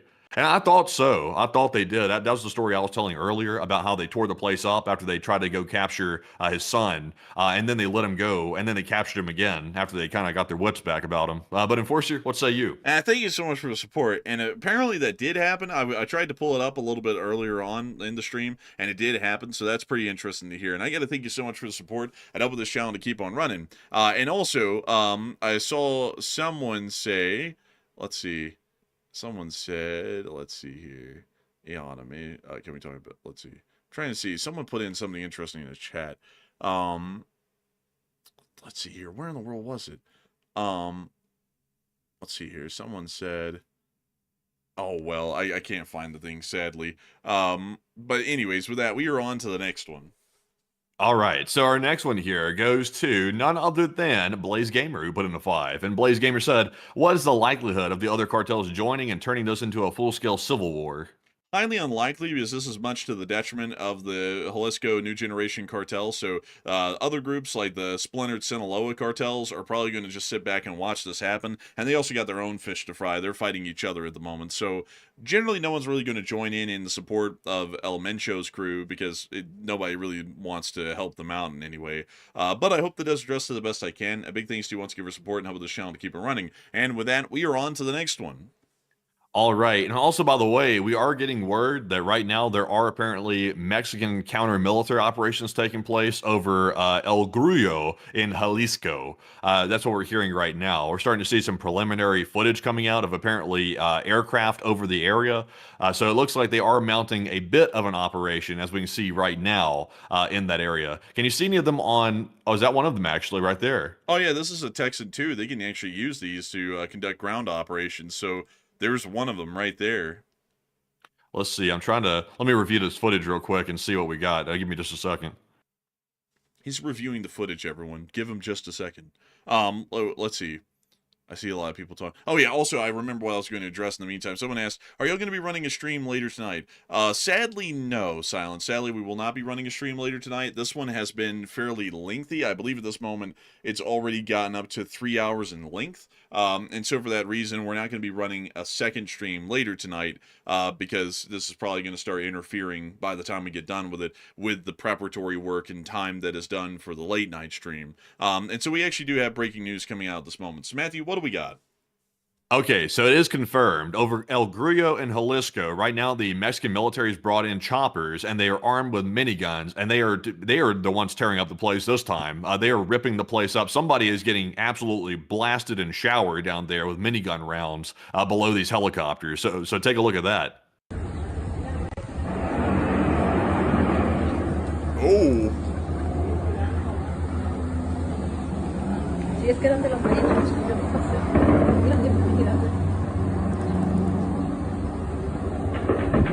You're unleashing.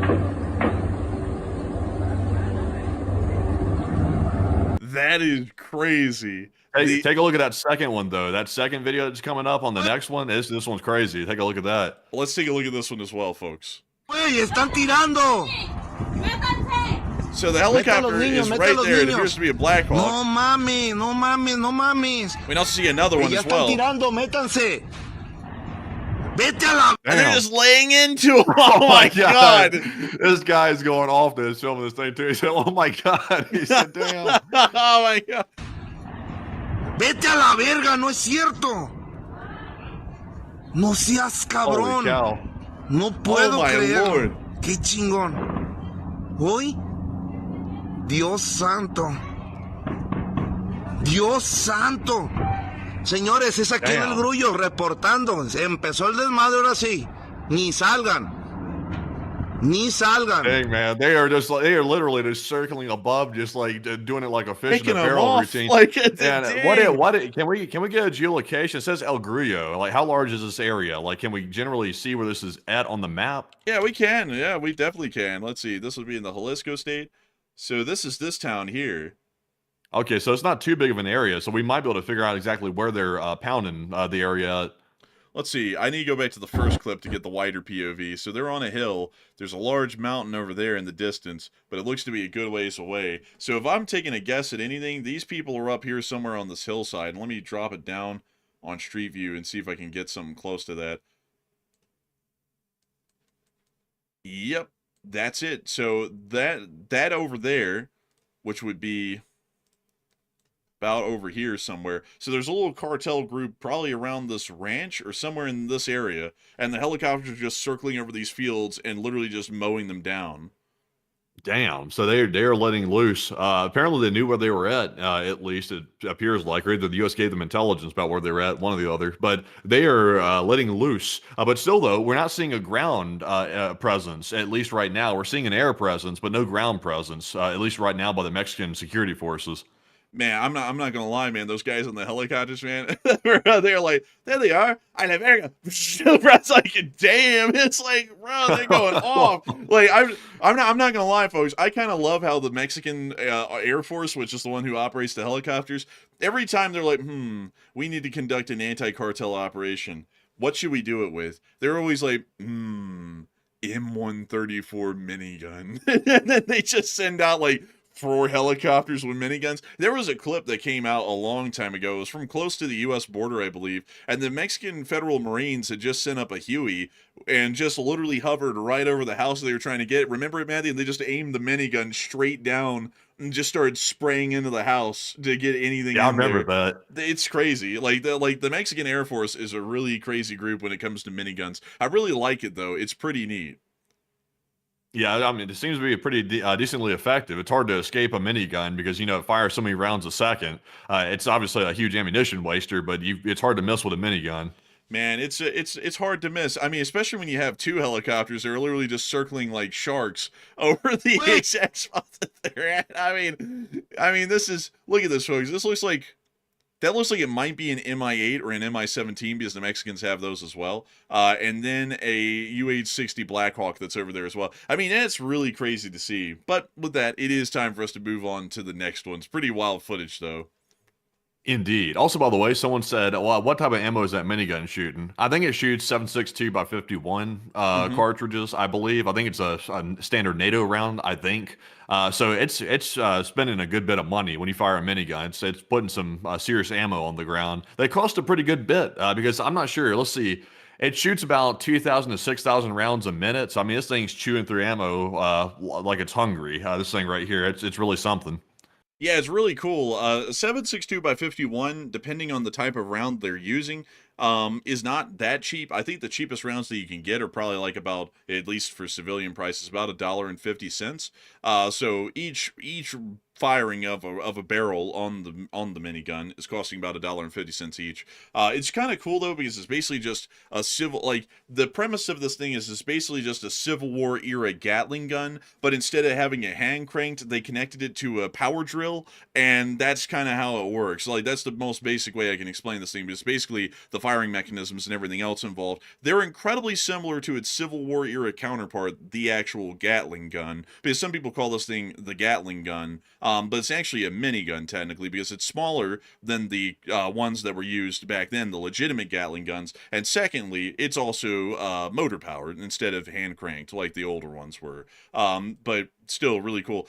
Also, another thing that might be, let me see, do we have a video of the Mexicans firing this thing? Because if we do, that'd be kind of cool. Sadly, we I don't think we don't. can show it, sadly. Yeah, but those are all the nations in the world that have miniguns, at least within their armed forces. Even Iran has them, but they have them from the times before the Shah. This thing's been around for a minute.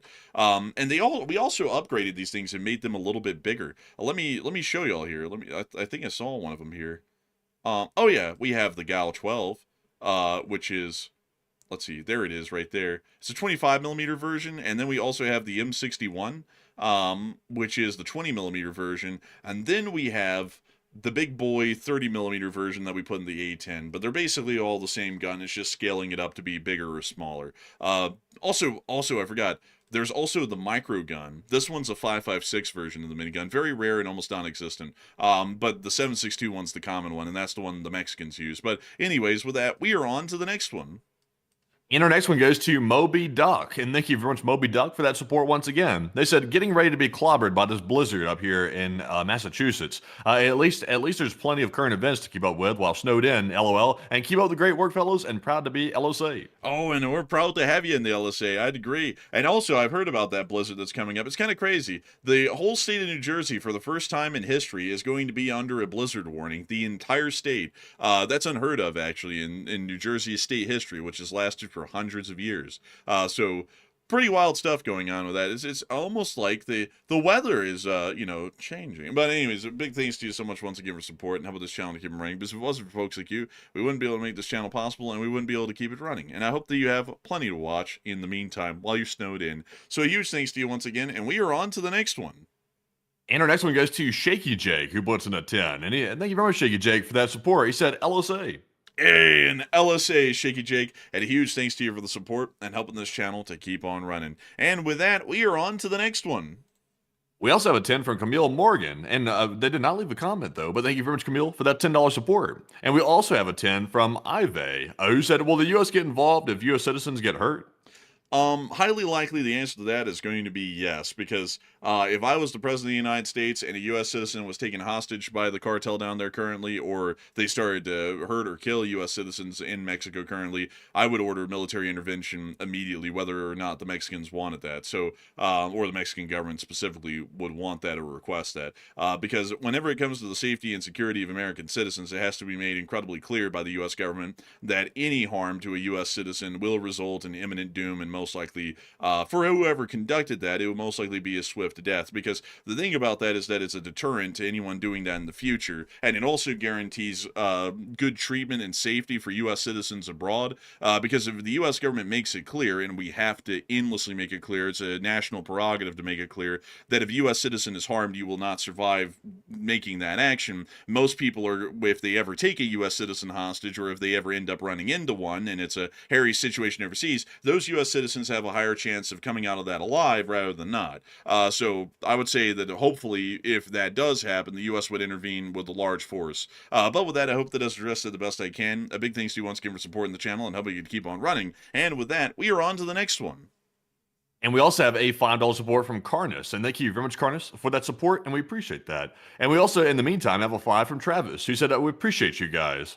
And thank you so much for appreciating us, guys. We appreciate you for supporting this channel and helping it to keep on running. Because if it wasn't for folks like you, we wouldn't be able to make this channel possible, and we wouldn't be able to keep it running. And so, a big thanks to you so much once again. I hope that does address that well. And with that, we are on to the next one. And we also have some super chats from none other than Ronald, who said, I will be going to bed soon, and when I wake up at 6 hours, I won't be surprised if you're still streaming, and love the LSA.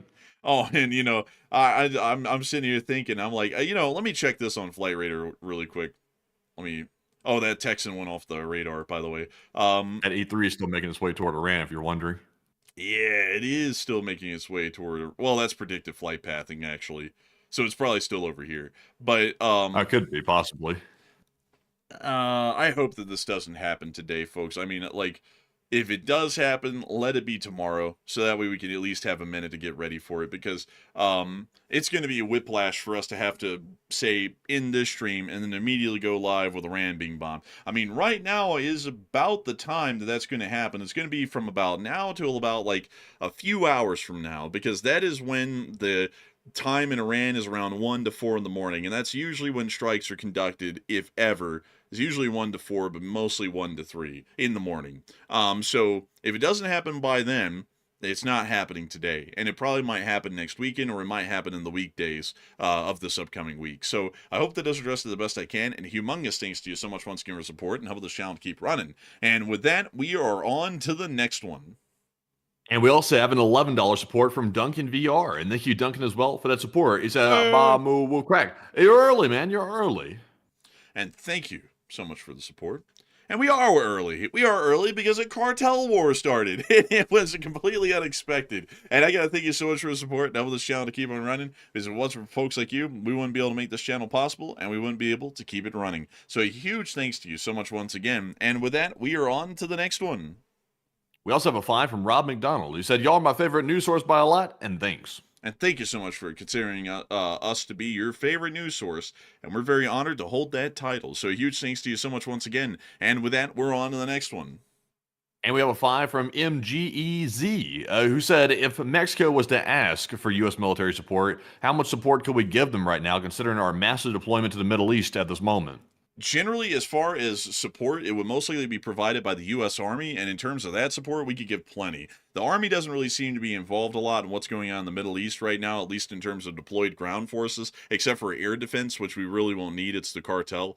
So we would be able to provide a decent amount of support in terms of ground support and also air support in the form of helicopters in operating as gunships. So I hope that does address that the best I can. And big thanks to you for the support and helping this channel to keep on running. But we do have an ability to help out in Mexico quite easily, really, because everyone always says, oh, you know, the cartels are really well armed. And it's like, yeah, for like, you know, a criminal outfit, it's really well armed, but compared to the U.S. military, they wouldn't stand a chance. But a big thanks to you so much once. And I mean, honestly, at this point right now, it doesn't really look like they're standing that good of a chance against the Mexican army. I mean, they're literally just hanging out and picking them off with miniguns at this point. So, you know, it's like, how well is this really? I mean, you know, and another thing that we saw as well was that in Guadalajara, I mean, they literally got in the cars and rammed each other, running away from the Mexican armored car that was chasing them down and firing its 50 caliber into the back of them. So, you know, it's not really going too well for them down there at this moment. I mean, it's starting to get back into the hand of the Mexican government. But with that, we are on to the next one. We also have a 5 from Royal Justin, who said, thank you guys for the news very strongly and absolutely tremendous. And thank you so much for enjoying the news, and I hope that we were able to present it incredibly well, and that it was researched pretty thoroughly and covered incredibly well while it was happening live. And so big thanks to you once again. And with that, we are on to the next one. And also a big shout out to Crazy Engineer, who put in a 5, along with Borbula, who put in a 5 and said, thank you for the hard work. And we appreciate the both of you very much for helping to keep the channel running. We also have a 5 from David Donovan, who said, my guess is that for operational security, the government didn't tell the military, because that's a lot of people, and the cartels would notice. That's what I was thinking earlier. I didn't bring that up, but I would agree with you. I was thinking they probably didn't tell anyone because if they told everyone, then, you know, someone's probably on El Mencho's payroll and they were going to tell them, hey, they're coming to take you. Go ahead and pack up and move. And then they would pack up and move, and then the raid would be a failure. So that's what I was thinking as well. And so I thank you so much for support and helping this channel to keep on running. And with that, we are on to the next one. And we also have a 5 from Dylan Spearman again. Thank you very much for the support. We also have a 5 from Chip the Rooster, who said, I appreciate what y'all do and the research that goes into these. And also, would this event have any effect on the time frame of the U.S. attacks against the IRGC? Not really. This isn't going to have much of an impact at all, and it also appears the Mexican government will be able to get this under control here soon, probably within the next few days. So I don't really think it's going to be having that much of an impact, to be entirely honest. But I do thank you massively for the support and helping this channel to keep it running, and I hope that does address that quite well indeed. And with that, we are on to the next one. We also have a 5 from Steve Brooks, and thank you very much, Steve. He said, I want to say thanks because your podcast was helpful while I worked in Ukraine. And thank you so much for the support, and we're very happy to hear that. We love to know that our news is very helpful and beneficial to folks, and we're happy to hear you're another happy, satisfied customer. And so a big thanks to you once again. I hope that has dressed up well. And with that, we are on to the next one. And a big shout out to one Quinlan, who put in a 5. He said, this is Enforcer's best short war video, LOL. Well, I thank you so much for the high praise. This has been a 3-hour-long stream at this point. One hell of a length, really. I mean, truly an incredible and amazing length. And I gotta say, a big thanks to you once again for the support and helping this channel to keep on running. And with that, we are on to the next one. And a big shout out to Not Disciple once again. He put in 2 more supports. He said, P.S. Do you think recent events also explain the recon flights by cartel drones on the U.S. border, seeing if we have enough troops to push back? Well, it's not really like the cartel's going to invade the United States. I mean, honestly, the Border Patrol would wipe them out before they even made it that far in the United States. I mean, the Border Patrol, like, let me show you this. Let's see. U.S. Border Patrol. I got to go get y'all the amount of staff that the Border Patrol has. The Border Patrol has 22,000 agents. Now, if we were to assume that a cartel tried to invade the United States of America, the Border Patrol, at least in size, if we're taking a normal standard brigade element, the brigade in the United States is usually made up of about 3,000 people or 3.5 thousand people. So that is roughly about 7 full brigades of strength that we have just for the Border Patrol. And most of that is more so directed at Mexico than Canada. So, like if they tried anything against the United States, the military wouldn't really have to do anything. I mean, the Border Patrol would have a field day at that point, and maybe there would be some help from a National Guard at the state levels, and then maybe the military would come in once the actual attempt at an invasion was thwarted. But by then, the cartel's forces would almost be completely destroyed. And I do thank you massively for the support. I hope that does address that.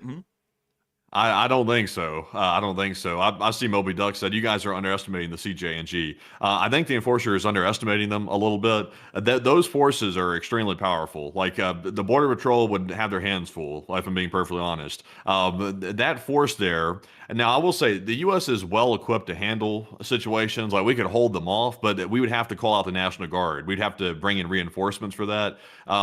This group is not going to go away silently. Like that's not going to happen. The Mexican military is not going to be able to get this group under control. If they can, it might be because the CJNG is back down on their own accord. They might decide to sort of back off because maybe they don't want to get too much heat on them. But I don't think this group's going to go away the way it's being described. Well, how do they get to the U.S. border, though? Because they don't have any land on the U.S. border. I mean, there's cartel forces of every type of branch that operates near the U.S. border. I mean, there's a ton of forces up there.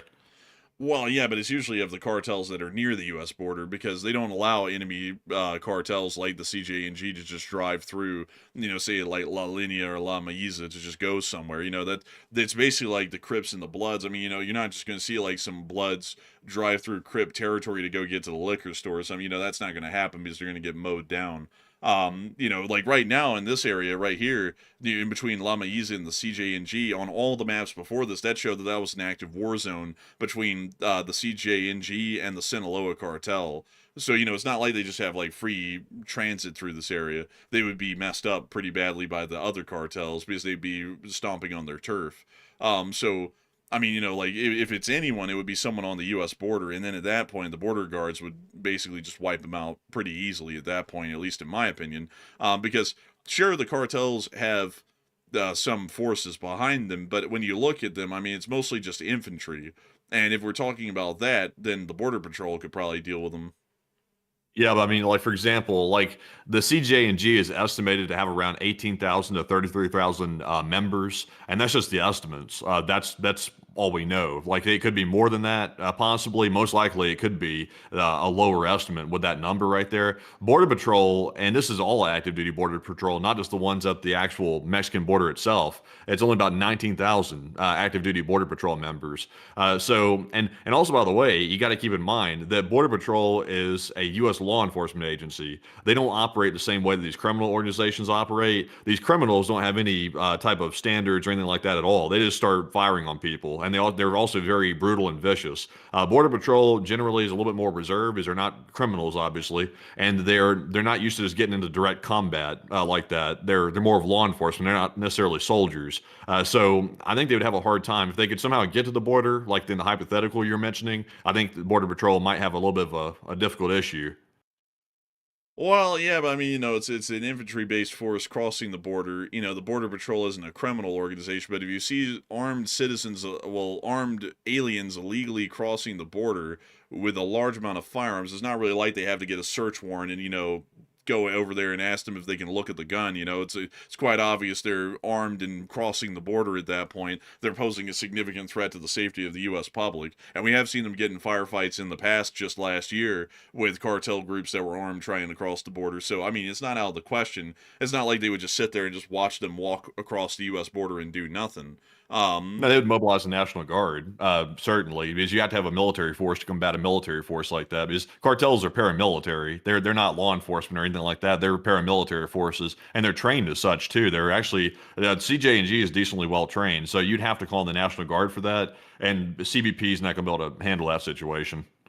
Maybe, but I honestly don't like the cartels pose a threat, but I don't think they pose as much a threat as a lot of people make them out to be, because it's not like each one of these is, say, the Russian Federation. You know, it's not like literally sitting on the border. I mean, that would be ridiculous. Basically, that would be the entirety of Mexico mobilized as a superpower, a secret sleeping superpower, just ready to invade us at any moment. That's a bit of a stretch, like, to me. Like, they pose a threat, sure, but it's not a threat that would require the U.S. to throw everything we have at them to stop them. I mean, you know, one Apache gunship could probably clear out about half a cartel before it ran out of ammo.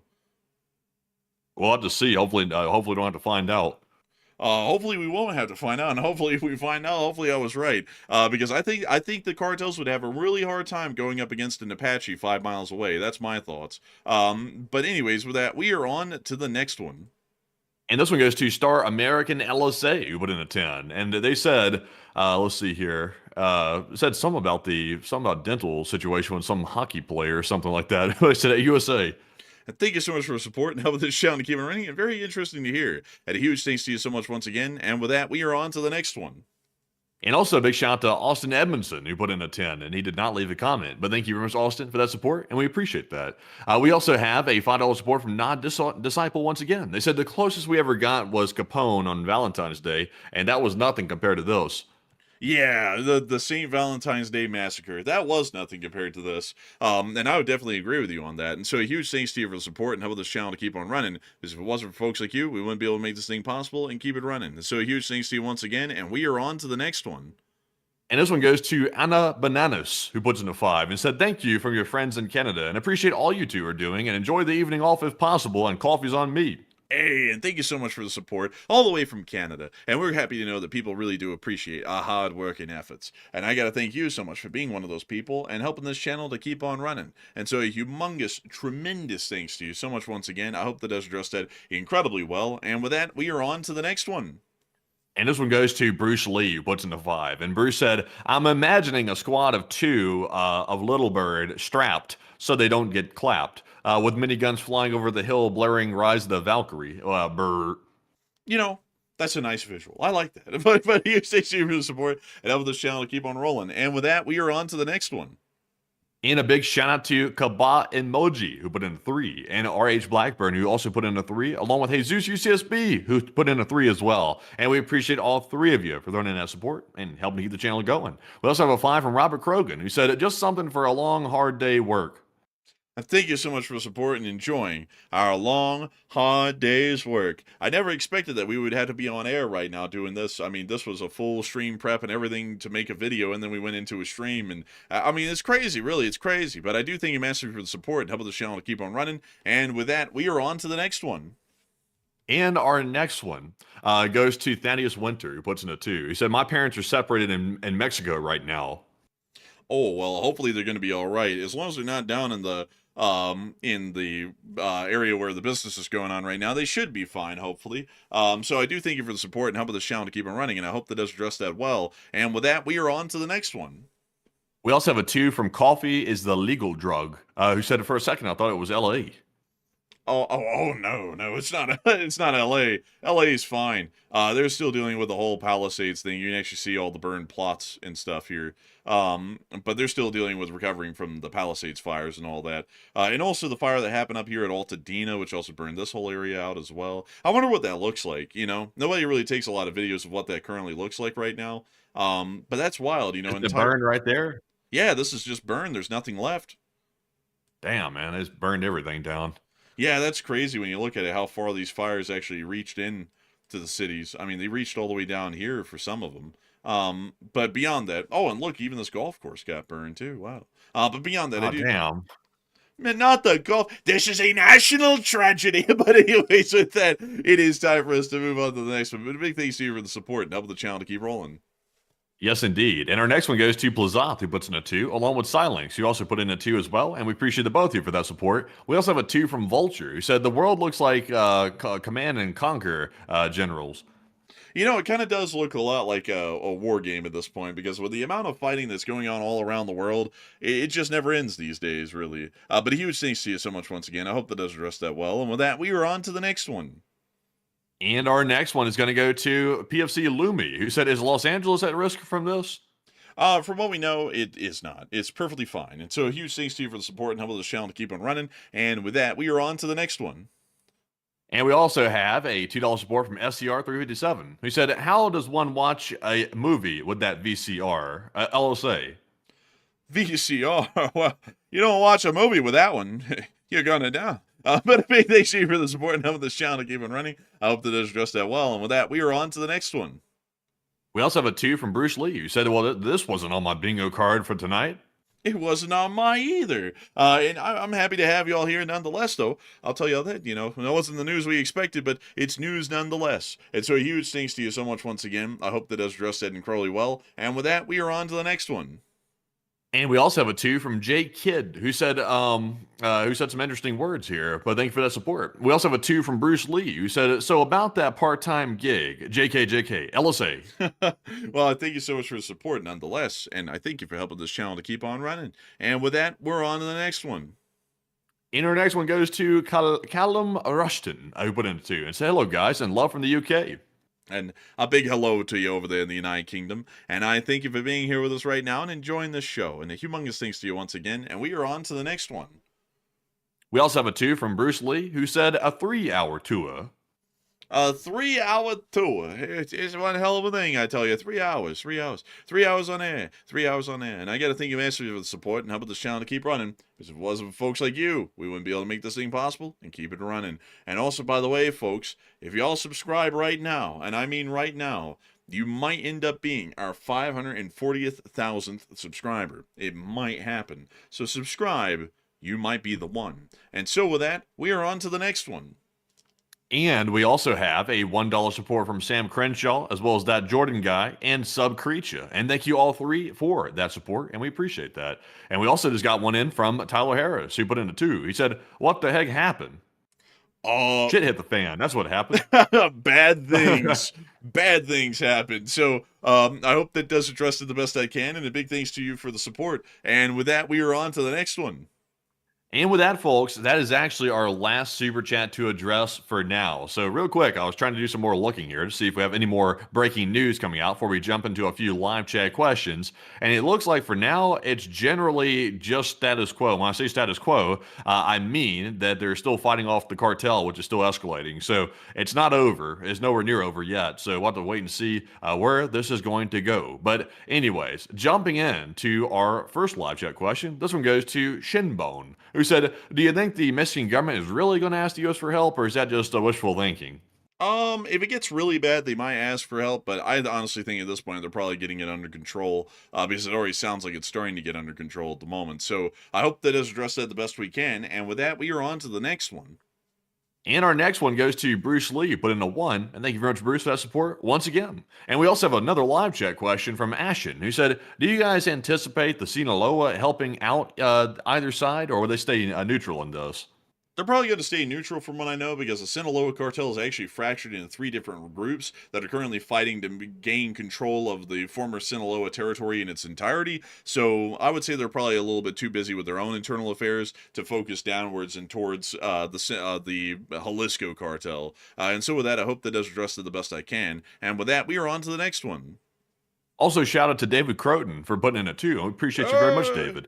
Let's have a live chat question from Chip, who said, any idea if this will affect the time frame of the U.S. attacks on the IRGC? I'm doubting it. I think that this is probably not going to affect that at all, because any actions against Mexican cartels will require Army aviation elements, like, say, helicopters and such.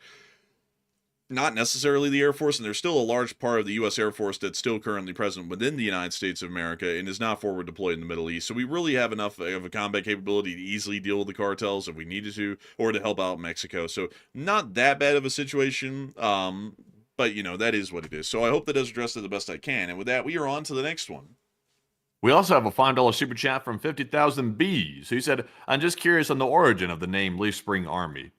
So Leaf Spring Army is a name that was come up with several years ago, as a matter of fact, back when the war in Ukraine started, which is almost going to be about, let's see here, 4 years ago to the day, here in about a day. Yeah, it's actually going to be about a day, because the 23rd of February here, our time in America, was the 24th of February in Ukraine. That's when the war started 4 years ago to the day, which is absolutely crazy to see. And back then, in the first month of the war, the Russians were fighting in Chernihiv during a season in Ukraine called the Rasputitsa, where the mud's really thick. So the mud had bogged down a Pantsir S1, and I saw a leaf spring suspension system on it, and I said, wow, that's really outdated. There's no way in hell any vehicle uses those these days, and I was totally wrong. I got flamed for it really badly, and it was so funny, it turned into a joke, and then the community became the Leaf Spring Army as a result. So, outside of the name being a bit of a joke name on an old channel joke from 4 years ago at this point, it is generally a community that supports American and Western interests, and generally avoids any sort of political affiliation with one party or the other, and generally looks out for what would be the best and the best interest of the United States and also our allies around the world. So I hope that does address that the best we possibly can. And with that, we are on to the next one. All right, and our next live chat goes to Art, who said, could this possibly mean that the cartels put aside their differences and they will combine to attack the government? Nah, probably not, because they didn't really do that when El Chapo's son was taken, and they really haven't done that before either. So I don't think that that's going to be the case. I think that it's probably just going to be an individual cartel going up against the government again, and then probably being put down a little while later. So I hope that does address that well, and with that, we are on to the next one. And we also have a 5 from Fall Seek, who said, get you a mess of them chicken wings and don't let the roach bugs crawl on you while sleeping. Well, I thank you for a mess of them chicken wings.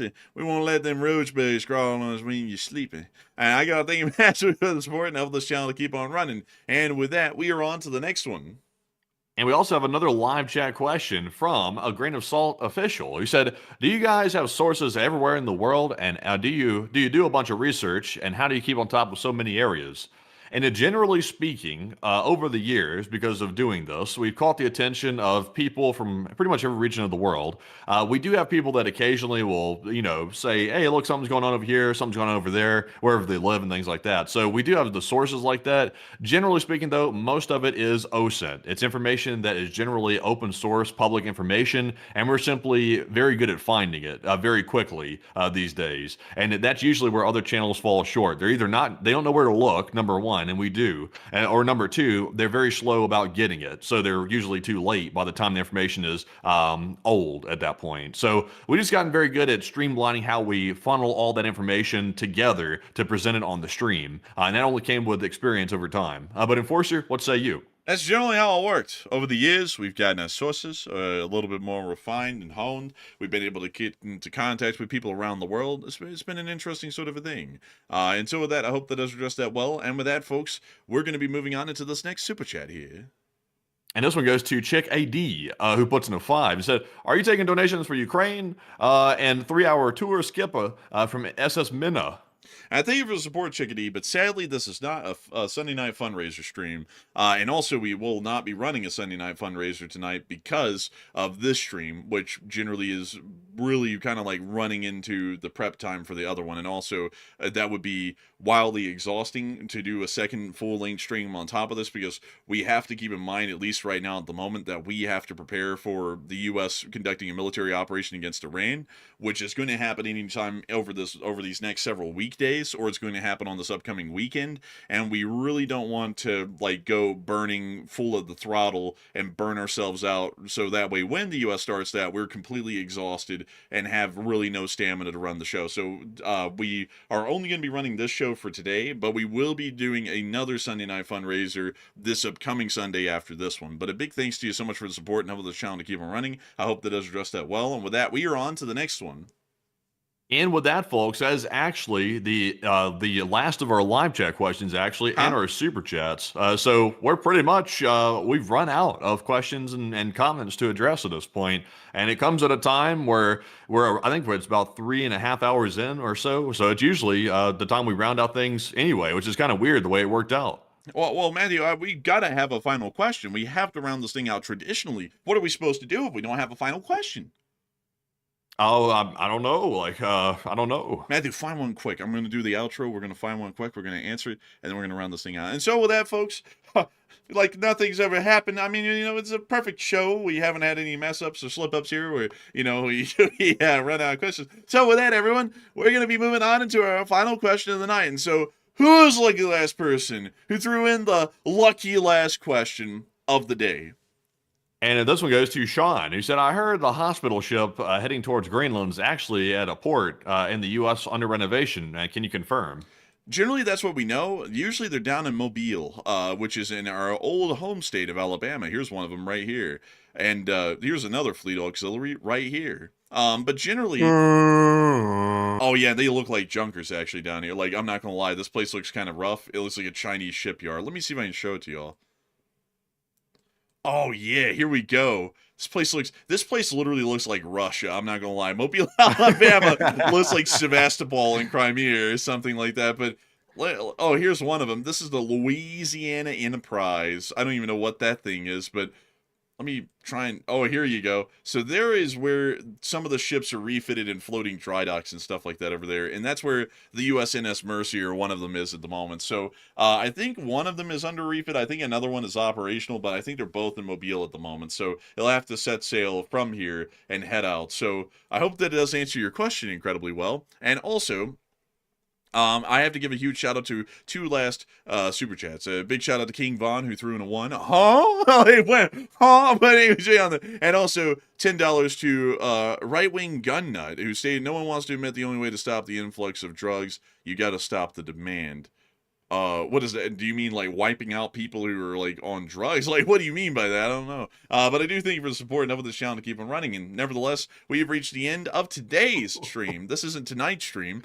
This is today's stream. And I got to thank you all so much once again for watching and enjoying this show. We had a peak viewership tonight. Oh, today, sorry, I'm so used to doing this at night, it's throwing me off, but we had a peak viewership of 34,000 people today at the peak of the stream, and 500,000 people, literally exactly 500,000 at this moment right now, have watched the stream before it ended. I've got to say a humongous thanks to all of y'all so much once again for watching. It's an entire honor and a pleasure to be able to have so many of y'all here with us listening to this news, and we hope we were able to research it and cover it incredibly well for y'all. We will see you all. Actually, we won't see y'all tomorrow, because tomorrow is a Monday. If there is a short war video to be made, Enforcer Matt will be the one making that short war video. We didn't make one today because this happened in the middle of the short war video, like when it's supposed to be made. So if there is a short war video, Matthew will be the one making it tomorrow. If not, y'all will see us on Tuesday at 10 p.m. Eastern Time to cover the past 48 hours of the news from around the entirety of the world. And so with that, good night, good luck, take care, stay safe, Slava Ukraini, Haram Slava, long live the Lee Spring Army, and long live the Republic. And with that, folks, a huge shout out to the 500,000 people that were here with us during this stream. An absolutely crazy amount of people that chose us as the news source for this major news coming out of Mexico. And we appreciate you all very much for being here with us. And also, if you haven't, hit the subscribe button. And also, we will see you on the short war video most likely tomorrow. And if there is breaking news that happens tonight, tomorrow, whenever, you'll be seeing us going live on it when it does happen. So a huge shout out to you all once again. And of course, Slava Ukraine, Herom Slava, get some rest, and we'll see you later.